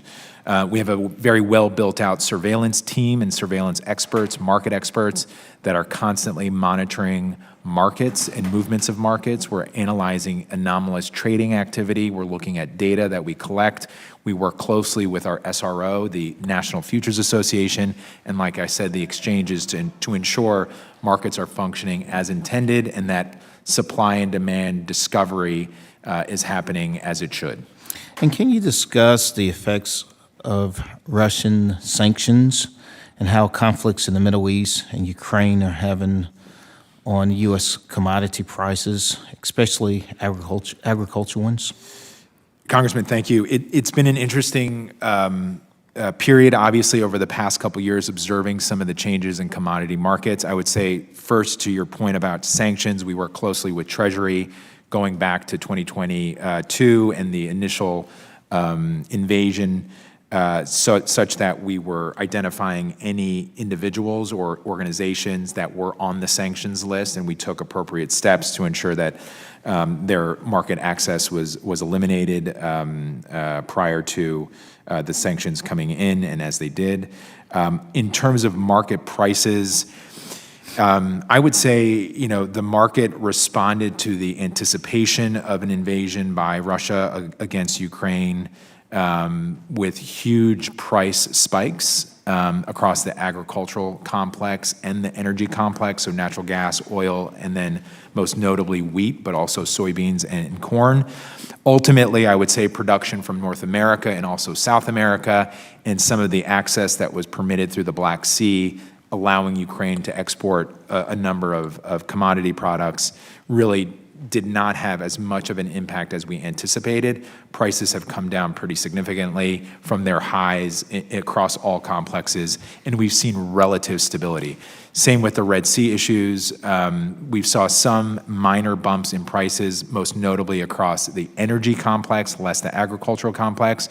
But I would say a statistic which I'm sure you've read, the U.S. is producing over 13 million barrels of oil a day. So a lot of the concerns that might have existed a few decades ago, not as much, because the concentration of production has been, I think, spread out across the globe, and certainly U.S. has a level of energy independence which allows these prices across the energy complex to be relatively stable. We've seen a huge dip in natural gas, I think because the weather's been a bit warmer and also production remains at relatively all-time highs.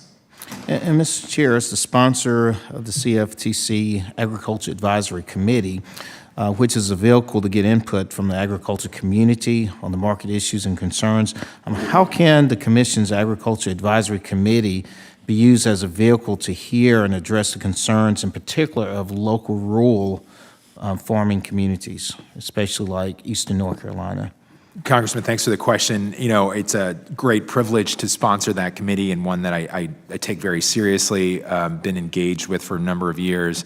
And ultimately, it's the ability, not unlike you going back to your home district and talking to constituents, it's my ability to talk to producers, to talk to some trade organizations and representatives across the country and see what they're feeling and see what they're seeing in markets, and also, some of the challenges they're facing in terms of production, whether it's livestock or whether it's corn and soybeans, or wheat or other physical commodities. And from those engagements, we had 3 meetings last year, some hybrid, some in DC. We're going to meet again in Kansas City next month.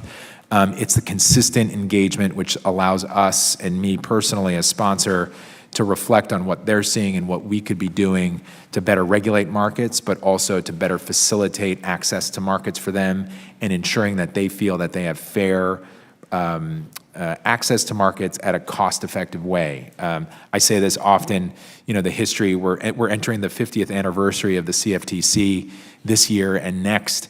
And we should all remember very carefully that CFTC was a part of USDA, and we were reauthorized just like the Farm Bill every five years. And we are just one tool kit in a toolbox, just like a commodity program or conservation or crop insurance.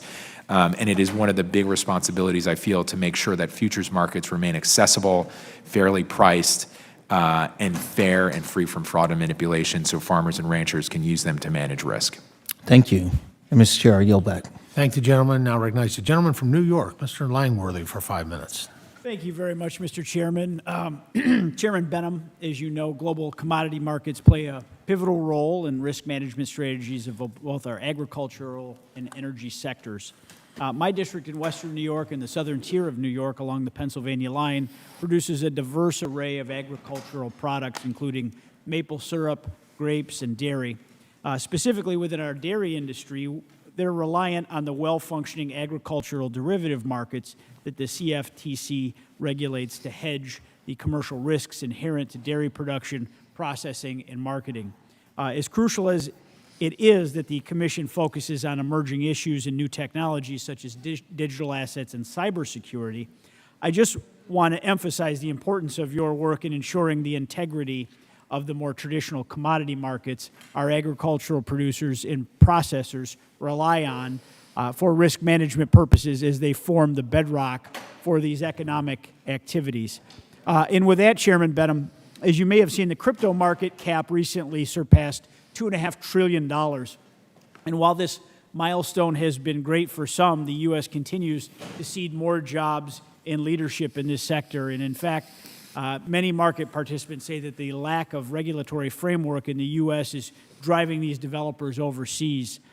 How can we reverse this trend in Congress, and what can the CFTC do alongside other agencies to ensure that the U.S. retains a high-quality workforce in this innovative and emerging sector? Thanks, Congressman. To your first point, I just want to emphasize and make sure that you understand, our traditional markets are number one priority for me and for the agency, whether it's dairy or grains or energy products. We understand these markets well. We have for a number of decades, and it continues to be a priority, despite, I think, to the second part of your question, a lot of the news these days about the CFTC is more around digital assets. But we can walk and chew gum at the same time. We do quite well, and we're always happy to help you and your constituents around dairy or other commodity markets. On the latter question, it is, I think, the number one thing that we can do. It's something I've said for a number of years. I've said it earlier today. We need to move on legislation to fill gaps. I focus very much on the regulatory side. Obviously, you have a responsibility to your constituents and the industry as it relates to innovation and moving the industry forward. I have heard anecdotally these stories that you recited around business going offshore because there's a lack of clarity in the U.S. and there's really no demand or desire to have this technology rooted here in the U.S. Regardless of my opinion on that, and I just don't think that's necessarily my responsibility as chair of the agency, I think regulation and clear regulation is a component of that. In order to run a business, whether you're running a dairy or a startup that has VC capital, you need regulatory certainty at the state level and the federal level. And certainly I think there's some ambiguity and uncertainty around rules, laws, and regulations, putting aside desire and what impact some may or may not have on how these businesses should run. And with that, some in fact do go overseas because there's been a number of jurisdictions, and I can say this with certainty, having been in this role as chair for 3 years now, that when I first started this job in January of 2021, there were a number of jurisdictions in Europe and Asia, in the Middle East, that really were not very necessarily far along in terms of rulemaking or policy around digital assets. That's changed. That's changed quite significantly in 3 years. And I can say Europe, the UK, the Middle East, Asia, if they have not already finalized regulatory structures or policies, they are near that. So I do think it's important as the U.S. that we move forward on policy to ensure that certainty for market participants. Thank you. I understand that the CFTC is seeing a significant increase in the interest in the disintermediated clearing. where a market participant no longer has to use the services of a futures commission merchant to trade on an exchange or have that trade cleared in a clearinghouse. Could you explain the traditional brokerage exchange clearing model and alternatives being considered by the industry? And could you also share your perspectives on these novel approaches and whether the agency will address them via rulemaking? Thanks, Congressman. So traditionally, and I think this is a part and a sort of a product of technology and the history of markets being physically present on a trading floor, where you had a commercial end user, say a dairy producer in Western New York, who phoned in an order to the Chicago Board of Trade that had to go through a clearing broker, an executing broker, which then was transacted on an exchange and then cleared at a clearinghouse. That was sort of the trade cycle historically, and by and large, it still is the trade cycle. So much of it is technological at this point, as opposed to having floor traders. Over the past 15 or 20 years, we've seen an emergence of a direct clearing model where you remove that broker phase. We have had a number of direct clearing models approved going back 10 or 15 years, but we've seen a little bit of a kick up in that in the past, I would say, 2 to 4 years. And I think this is really a product of technology where you can look at that trade cycle, the broker, the exchange, the clearinghouse, as points of friction, where if you can remove one of the points of friction, you have more direct, quicker execution of the trade. That could be the perceived benefit. The perceived risk is that broker, that layer, provides protections. It provides protections for customers. It provides disclosures for customers. It is, in fact, a barrier that provides market integrity. So as we continue to see these applications for non-intermediation or direct clearing, I think it's important collectively, both as this committee and the agency, to think very hard and deliberately about the models, whether or not, quite frankly, we want to see them emerge as a new market structure. But if in fact they continue to emerge, what are those benefits from the traditional historical model, and can we extract those in the newer models that have these fewer barriers? There's potentially a way. I feel like when we do these models at the agency, we're very deliberate, we're very intentional, we're very cautious, but we also want to preserve all of these benefits and components that have made our markets the strongest and customer money and customer protections the most important in the world. Thank you very much. And I'm way in overtime. Gentleman's time has expired. Now, please recognize the gentleman from Florida, Mr. Soto, for 5 minutes. Thank you, Chairman. Chairman Benham, thank you for being here. I know it's been a long day for you, and we're very grateful for your work to help continue to have stabilization of commodities and investments. You know, lowering food prices or at least stabilizing them is a key priority for our committee as we go through with the Farm Bill. We saw during the pandemic, supply chains were rattled, and then the Ukraine war affected everything from wheat to fertilizer and others. How can you as CFTC chairman and with policies that you all work with ensure that commodity investments are helping play a role to stabilize and perhaps even grant more efficiencies to help stabilize and or lower food prices? Congressman, thanks for the question. You know, this goes to what I was saying earlier, that we have to collectively ensure that futures markets remain vibrant, healthy, and liquid. And that means we have to potentially lower the cost of entry, not compromising on protections and regulatory structures, but ensuring that the ecosystem is healthy. I mentioned earlier that we've seen a significant reduction in clearing members over the past 20 years. That's never good. Concentration in large banking institutions creates risk, but it also eliminates access for some small producers, energy or agricultural in Florida or across the country.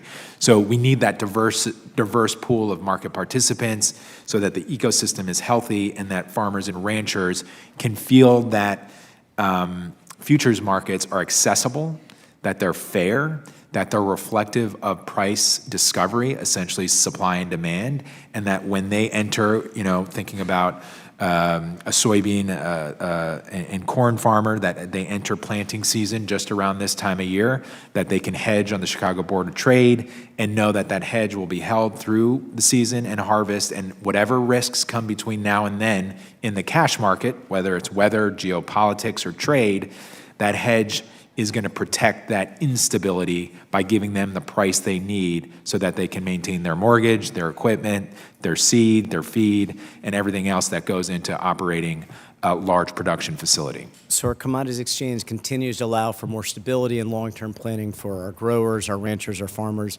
Very key. We welcome a continued partnership with this committee to continue to address stability and lowering food prices where we're able to. Turning to the FIT Act, I know we had some great discussions. I appreciate you being generous with your time meeting with me. How critical is it to your mission should the Congress pass the FIT Act and provide you all as the primary regulator of cryptocurrency for the $120 million in funding to allow you to be able to do this job? Thanks, Congressman. It is critical in order for us to appropriately, as intended by this committee, to implement that bill. Having the resources to hire up where appropriate and where needed, but also to build the hardware and the software infrastructure that needs to essentially develop the foundation of a regulatory framework is critical. This is a whole new market. I've mentioned this in my statement. 49% of our enforcement docket last year was crypto related. And that is, I said this, it's a staggering statistic that a market we don't directly regulate is taking up half of our enforcement docket. And it's not just the Division of Enforcement resources that are consumed. We need the experts from the different divisions to build a case. So we're continuing to see the growth of the market. We're obviously seeing a bit of a surge in price and a renewed, I think, optimism by retail investors, which can be very cautionary tale about crypto. And I think it really validates what work this committee has done over the past couple of years, that we need a regulatory structure. This is not about legitimizing the technology. This is about protecting Americans and protecting investors. Whether or not they want to invest in it in the future is their choice. But the fact of the matter is the technology is here, and we need to protect investors and protect the American economy. Sure. In Central Florida, we're seeing folks utilize cryptocurrency for remittances. It's helped stabilize certain economies when the fiat has collapsed, like in Venezuela and Ukraine. And also, we do a lot of international transactions because a lot of folks come to our world-class theme park. So this is something we're following closely. And the fact that you're having to spend about almost 50% of your budget when the commodities market is such a more mature, larger market, tells me it screams to Congress needing to act on this to finally establish a jurisdiction and rules of the road. So we welcome that continued partnership, Chairman Benham, and thank you for being here today. And I yield back. Gentleman yields back. Now recognize gentleman from North Carolina, Mr. Rouser, for 5 minutes. Thank you, Mr. Chairman. Chairman Benham, thank you so much for being here. Based on the CFTC's January request for comment on the use of artificial intelligence in CFTC-regulated markets, the Commission recognizes the need, obviously, to proactively explore current and potential uses and risk of AI technologies. Rapid development of new platforms and technologies can expose our financial systems to vulnerability and bad actors that want to weaponize them.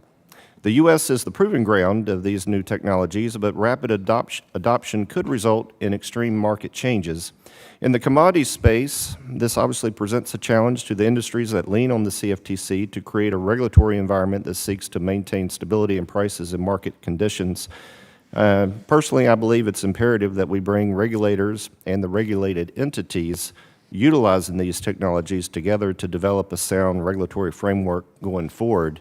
Last year, the United Kingdom's Financial Conduct Authority permanently launched the Digital Sandbox, a testing environment to allow firms to test their products on protected data assets while removing market risk.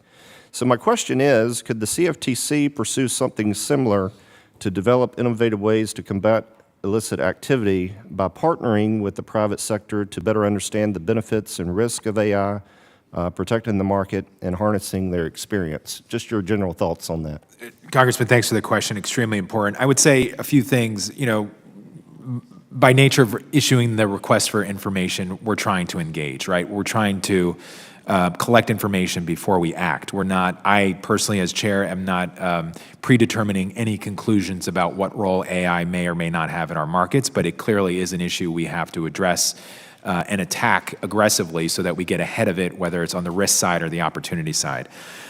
We have an Office of Technology Innovation, which has been evolving over a number of years. It was first started as Lab CFTC, is now the OTI, and we staff it with individuals who are both intellectually curious curious, but willing to engage with the industry and learn what is happening in the sort of financial market ecosystem so that we can be better prepared from a regulatory or policy perspective. So we're doing what we can with what we have. The sandbox issue you raised that the UK has done, something that I know my predecessors have thought about, I've thought about. There are legal limitations to us being able to provide a sandbox environment for stakeholders. So something, if it's a priority of yours, you might want to consider legislatively.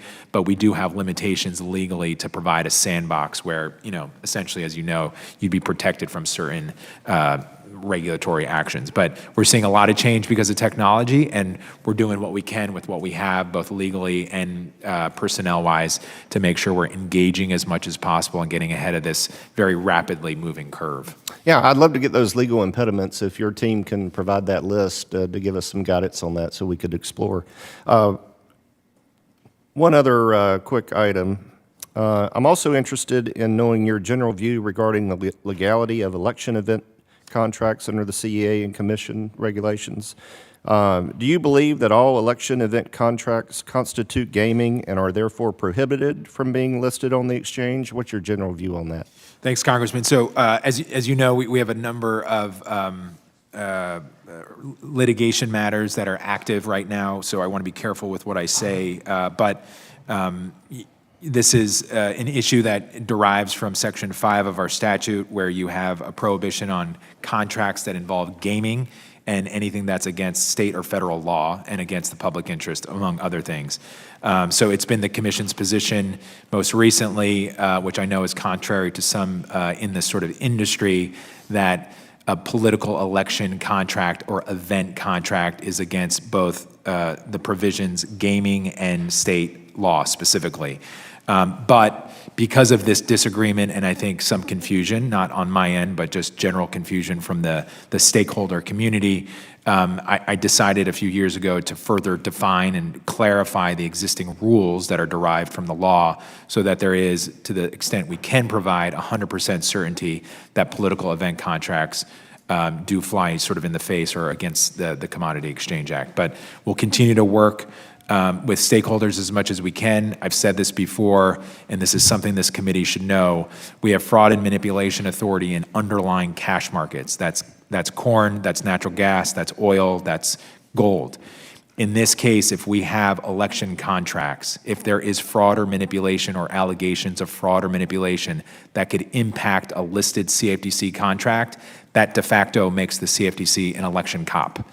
And I don't think, but certainly clarify if I'm wrong, that's the intent of Congress for our mission. And it certainly would pull us in a lot of different directions given some of the integrity issues that have been raised recently around elections. Thank you, Mr. Chairman. My time's expired. I yield back. Gentleman yields back. Now please recognize the gentleman from Texas, Mr. Kasar, for 5 minutes questions. Thank you. Chair, thanks for joining us today. Today I want to ask you about the Digital Assets and Blockchain Subcommittee report that came out from the CFTC's Advisory Committee in January. As I understand it, they were tackling the questions of DeFi and that you had a diverse group put the report together: crypto firms, venture capital firms, academics, blockchain analytic firms, other folks, so on. Do you have a general sense of that report? Does that sound like the... I have a general sense of what the report is and its findings, yes. Thank you, Chair. And I appreciate you putting that report together. And that report subcommittee found, and I'm quoting from it, that nothing is, quote, completely decentralized or centralized in DeFi, that, quote, this creates a real challenge in defining business and technology models that would make systems sufficiently decentralized. The report found and names 5 different dimensions of decentralization to be considered, 6 different technological dimensions of decentralization.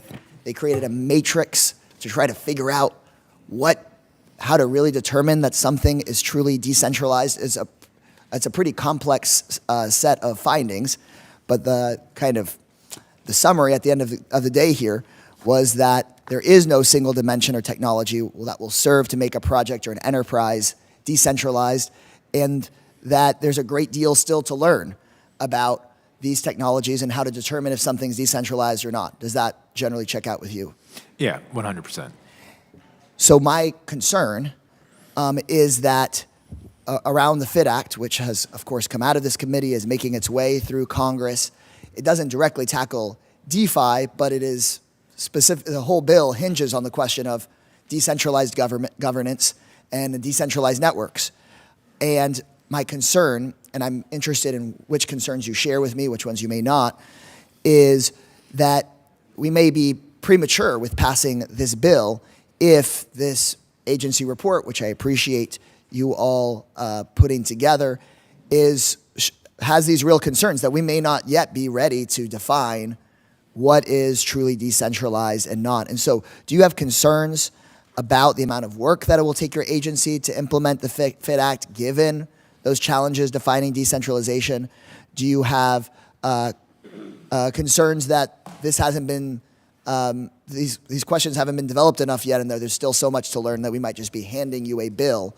And I don't want to be setting you up to fail, and even more importantly, I don't want to be setting up the American people to potentially suffer financially if we don't regulate this right. Yeah, Congressman, thanks. It's an important question. I would say, one, on the report you're mentioning, it's an advisory committee largely made up, and you said this, of practitioners, some academics, public interest. And it's just going to get a little sort of wonky on the technical side. It was a subcommittee, so it's not technically before the commission yet as a set of recommendations.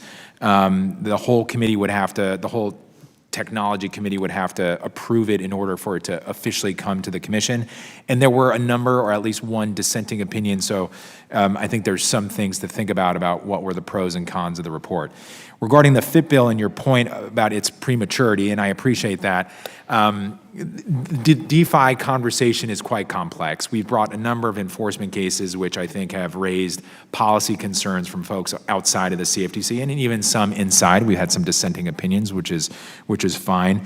But structurally, I do think, regardless of the level of decentralization, there are very clear rules, and that they've been developed and mature over a number of years within the Commodity Exchange Act about what conduct is permissible, not permissible, and if you do offer a derivatives contract to a customer, you have to register or have to comply with the rules. So it's definitely not what we've historically been used to, but I think the principles still apply, and that's what we're trying to do at the agency. And when you mentioned historically, you mentioned just recently, and I want to get the number right, that about, was it half of your budget or half your enforcement budget is going to these cases now? So half of our enforcement docket, so out of 96 cases in FY 2023, 47 cases, or 49% of our enforcement docket was crypto related or digital asset related.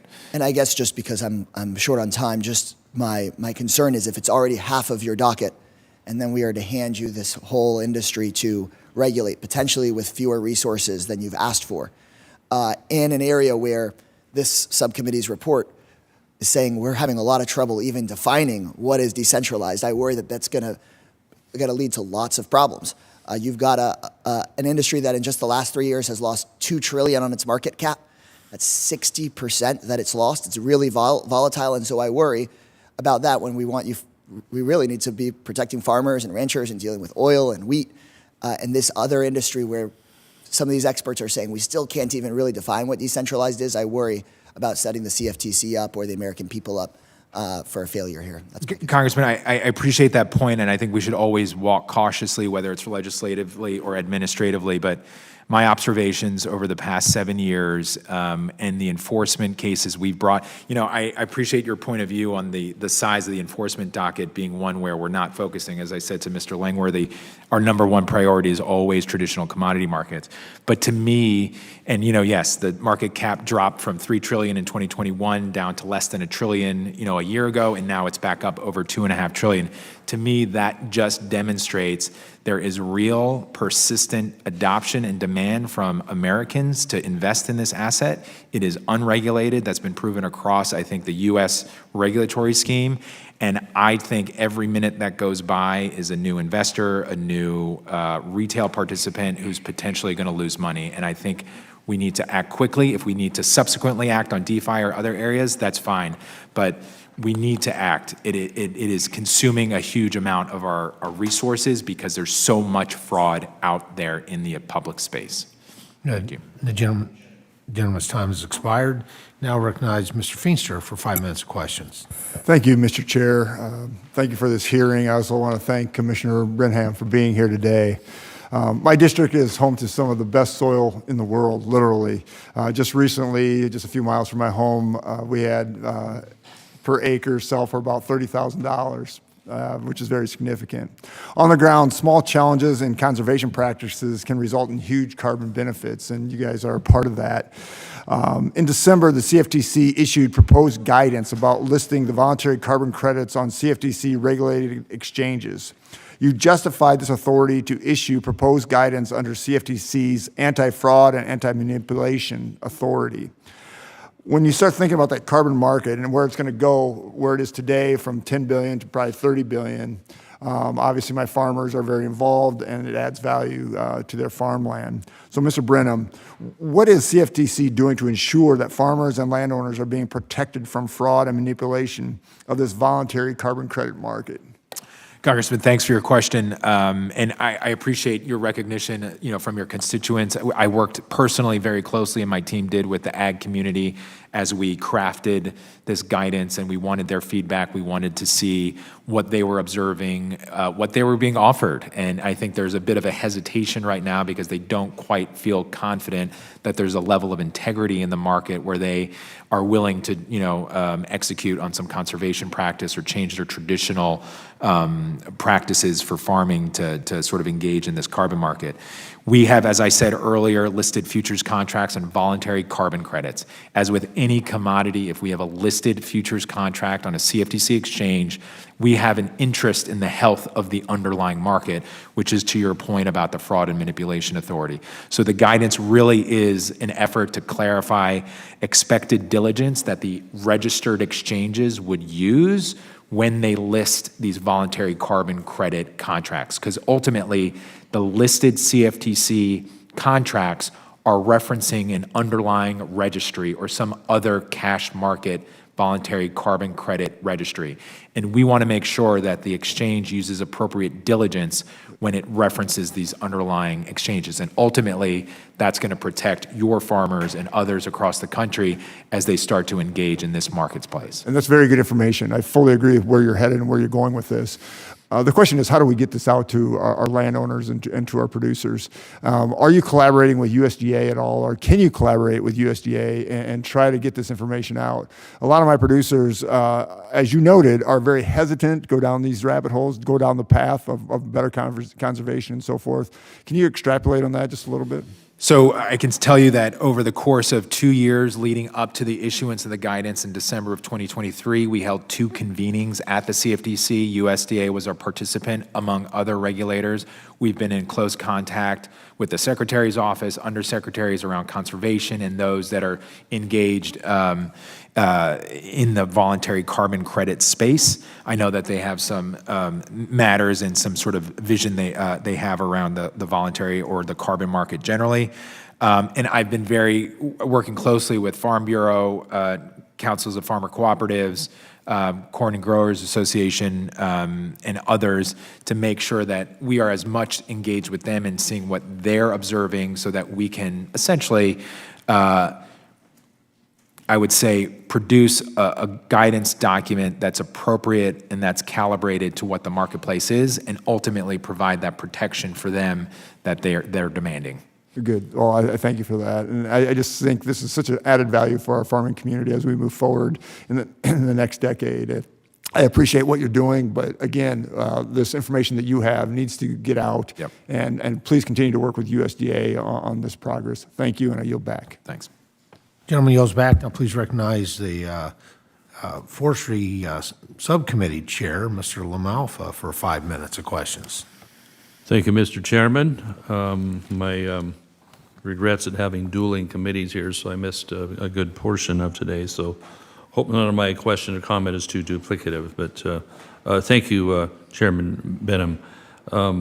Just a couple questions I wanted to ask on how CFTC is pushing for new markets in carbon credits and in rare earth minerals, but usually a regulator waits for a market to develop before setting standards for it.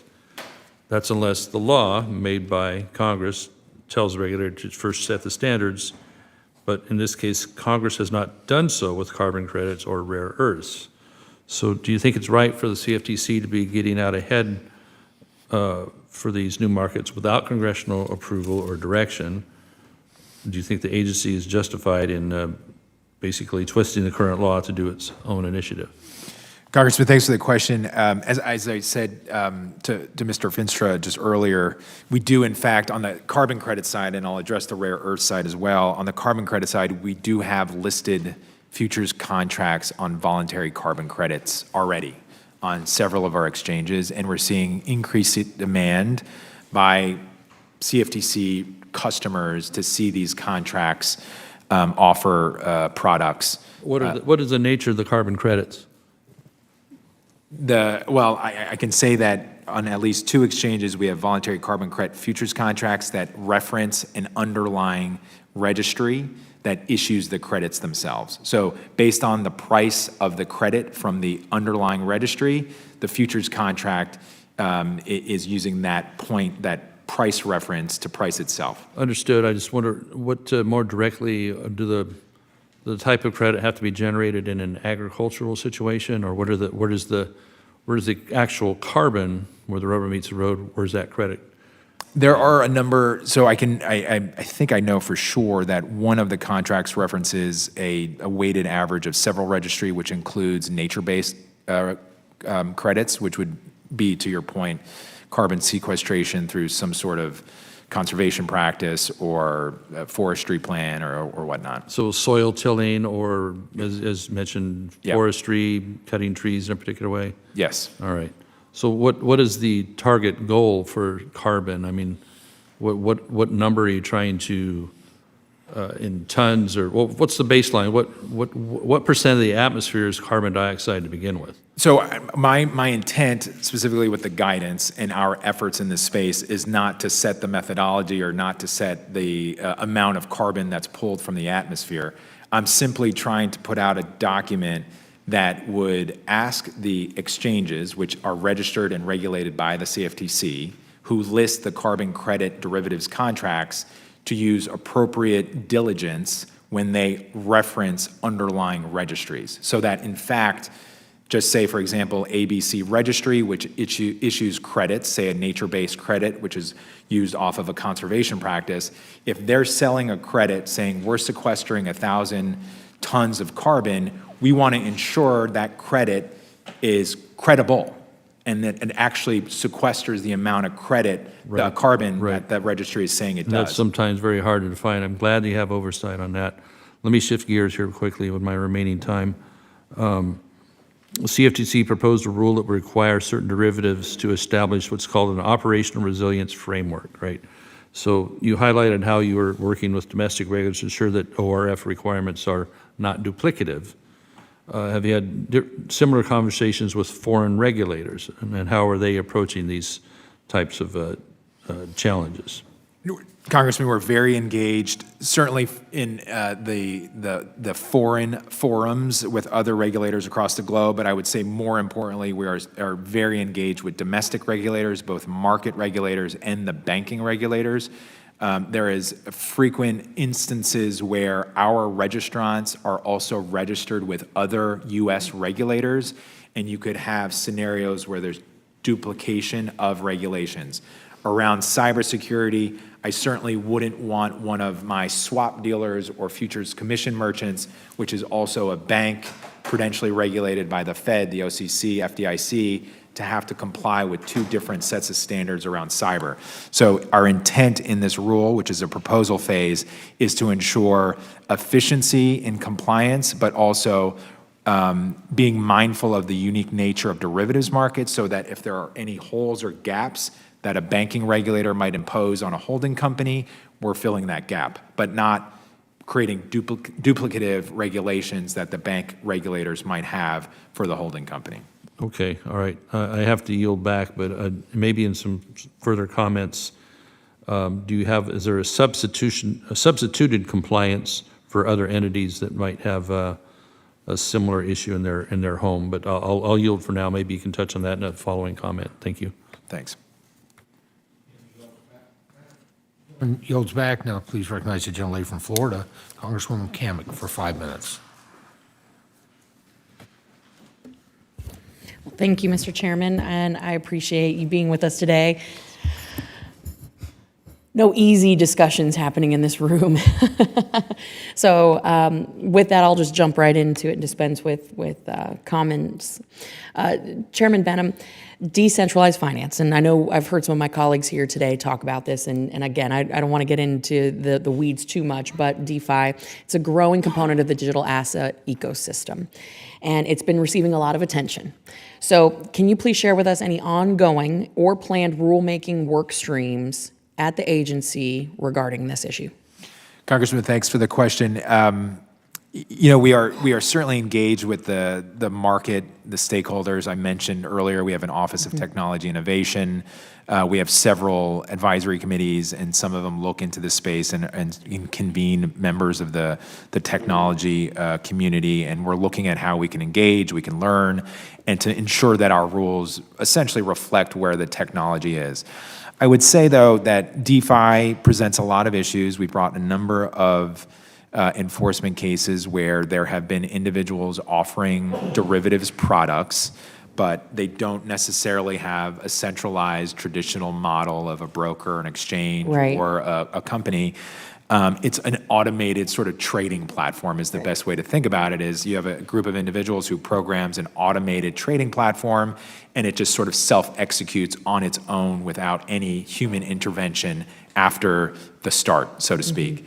That doesn't change the fact that this protocol or this program is offering derivatives contracts to customers. Often, or at least on occasion that we brought in enforcement action, people are losing money, or there's fraud or manipulation, or they're not registering with the CFTC as required by the law. And despite the fact that there's no centralized group, or there's an individual who's the CEO or a board of directors or a headquarters, the fact of the matter is, as courts have determined in litigation that we've faced, DeFi can have the same or similar characteristics as a traditional company or entity, such that we could bring a case. So tricky questions. I think it requires a lot of legislative thought, but we're doing our best to work through these issues, engage. But ultimately, I would hesitate to say that we should stand back and not protect customers because the law is not crystal clear, a decades-old law, about what decentralized finance is. And I appreciate that, but I also am very wary of overregulation and government having a heavy hand, which tends to stamp out innovation and opportunity. So I would love to see more engagement and forward-facing engagement from some of the industry partners. But I want to shift a little bit talking about blockchain and how that is really a huge part of this conversation. With the evolving landscape on digital assets and DeFi, what regulatory challenges specifically do you foresee in overseeing blockchain-based financial products and services? And specifically, what steps is the Commission taking? And I know we talked about this just a little bit, but I want you to talk on the blockchain element specifically to ensure investor protection. Yeah. So blockchain's been really interesting to observe because I've had a number of demonstrations by large financial institutions or trade associations in town which have demonstrated how blockchain is being used by some of these traditional large financial institutions on settlement, on payments, on custody, and really just creating, in their view, a more efficient payment system from a customer perspective or from a financial wholesale perspective.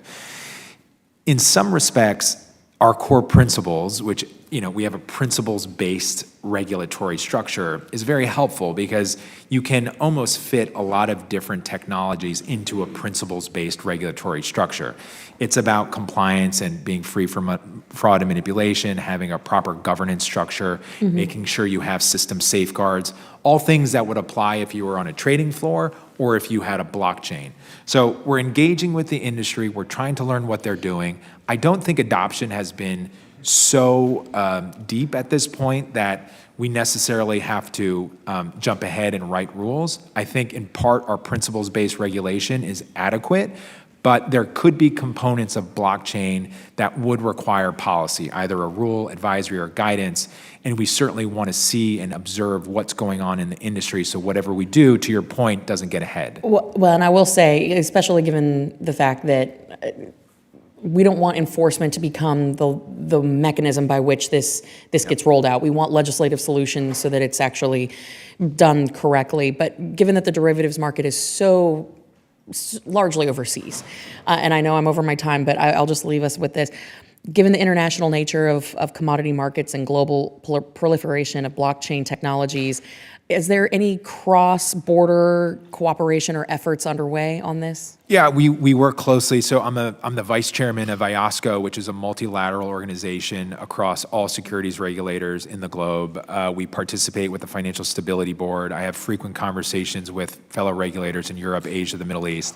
So we are observing what others are doing and trying, to your point, to draw comparable rules and regulations so there's a little bit of a seamless entry and exit across borders. Because as you point out, we're in a global financial system, and to have different regulations and rules creates barriers, arbitrage opportunities, which are risk, but ultimately prohibits these businesses from doing a lot of the work that they hope to do.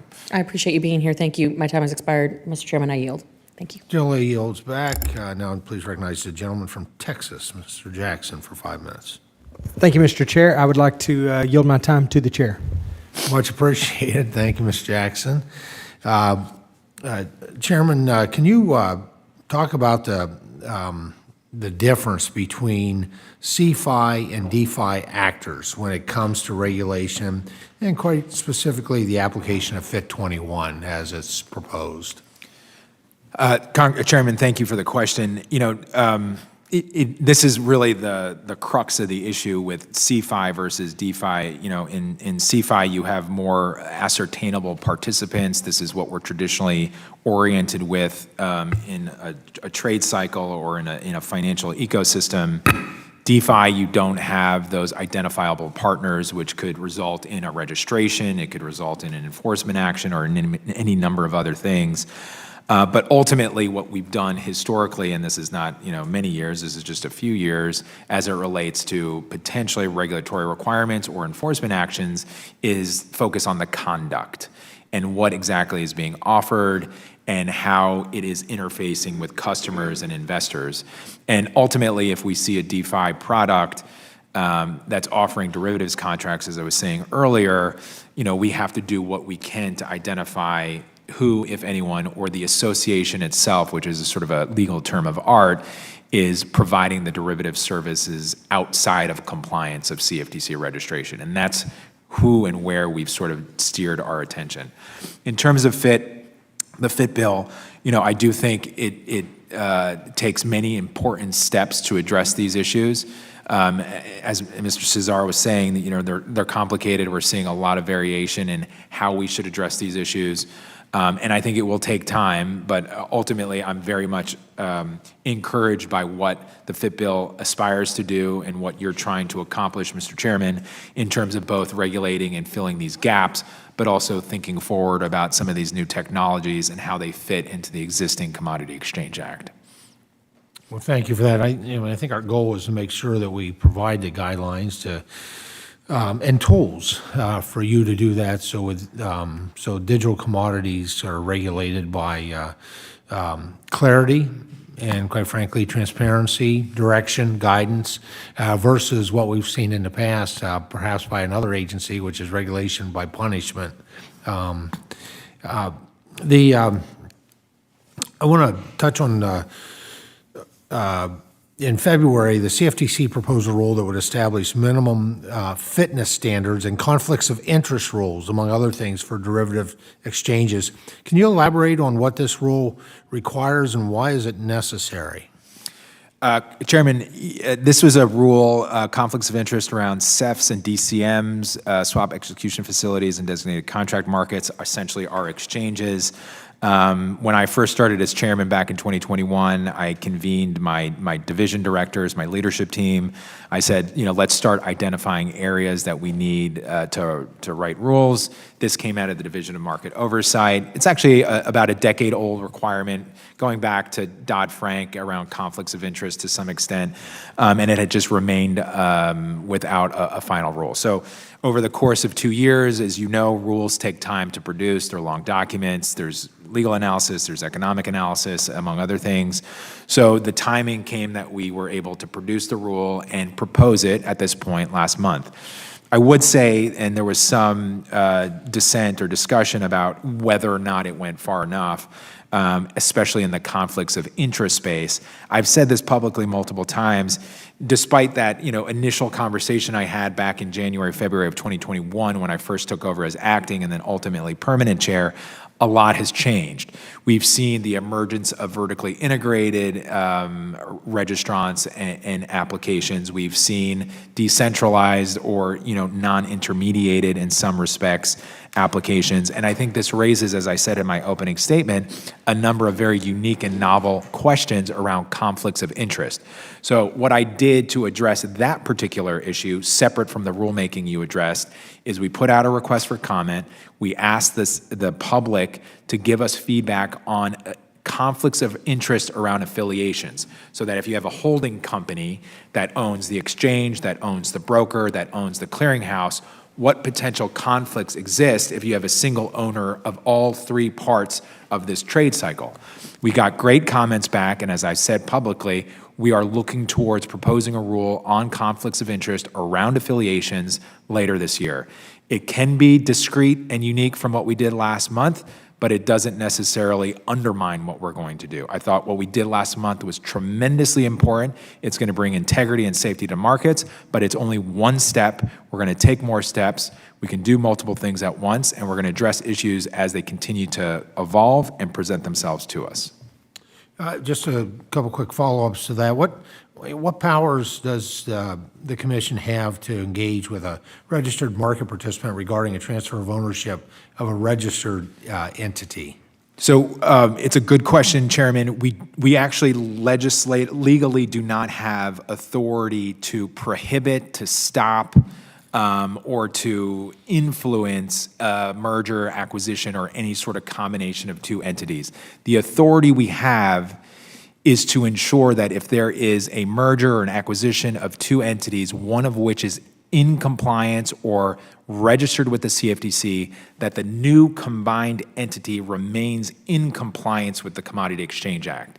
So if you had entity A and B, and entity B was a CFTC registered FCM, entity A bought entity B, the new entity would have to be in compliance with CFTC rules or regulations. If it was not, that's the authority, or that's where we could step in and either require compliance or deregister the entity. We cannot impose ourselves on an M&A activity or merger acquisition just because we have feelings about concentration or antitrust issues. Obviously, other agencies, criminal and civil, deal with those issues. But certainly something I think the committee may want to think about going forward, not advocating for it per se, but an issue that's arisen, and I just shared with you the limited powers we have around compliance. And it may be the same answer, but I'm curious in terms about potentially problematic vertical integration situations where it appears to be potential conflicts of interest with respect to the related operation of a registered entity in one of its affiliates. For example, FTX Crypto Exchange and its affiliate, Alameda Research, that traded on the exchange. Yeah, Chairman, extremely important question, one we're dealing with actively. To my point about the request for comment and this possible rule 6 months down the road, I would say, as I stated in my opening statement, these are, in some respects, very new issues because we're seeing an increase in the number of applicants and registrants who want to see these vertically integrated stacks. Another issue is we have existing entities who are registered with the CFTC who have a vertically integrated sort of structure where you have a broker, you have an exchange, and you have a clearinghouse. We have dug into the legal analysis and the legal direction that the Commodity Exchange Act might afford, and I will share with you very clearly, there's nothing in the Commodity Exchange Act which would allow us to prohibit or prevent an entity from combining all of these, an organization from combining all of these entities into a single parent.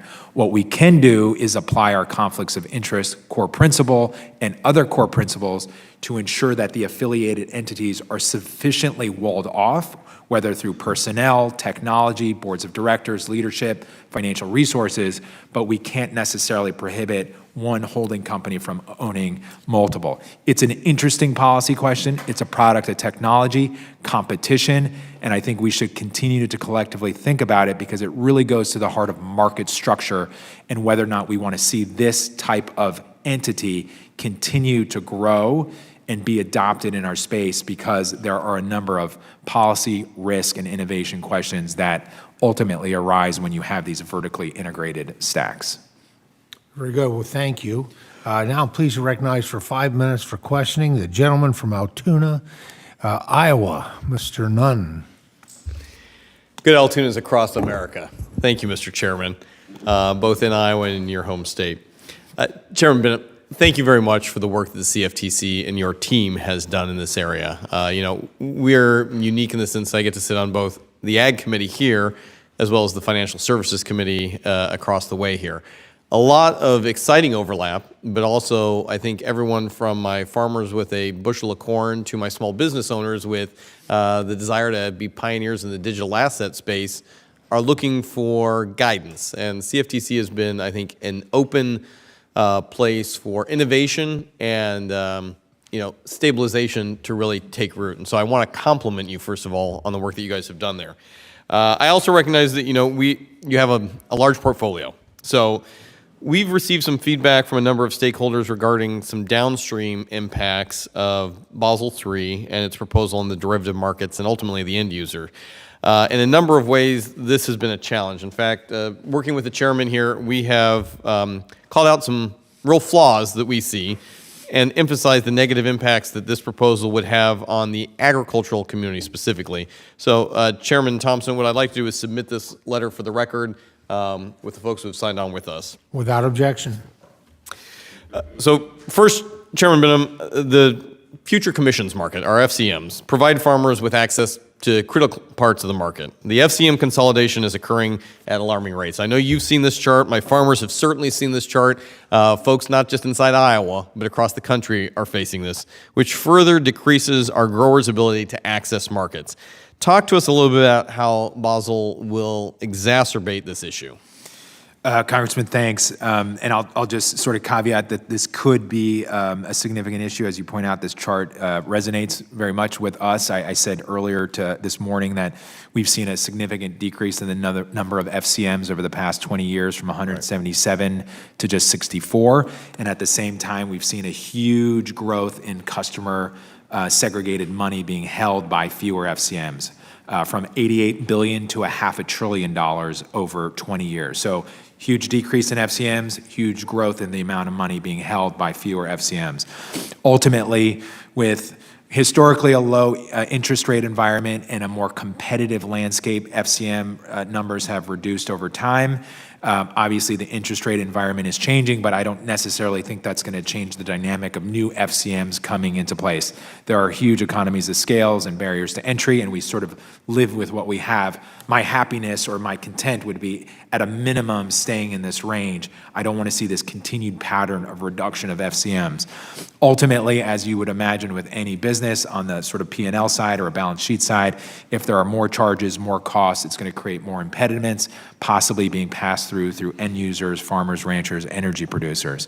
I think the larger policy issue, one that I've spoken with members of the federal board about, my staff has with them as well, and other prudential regulators, is we have to think about the balancing act of incentivizing and disincentivizing clearing. Clearing is a core component of the G20 reforms from 2009 and the Dodd-Frank Act. We know that it mutualizes risk, it reduces risk, it's a risk-reducing feature. Right. Would agree. The SEC has just finalized a rule on clearing treasuries. We mandated clearing swaps, building off of clearing futures, which has been a component of the futures market for decades.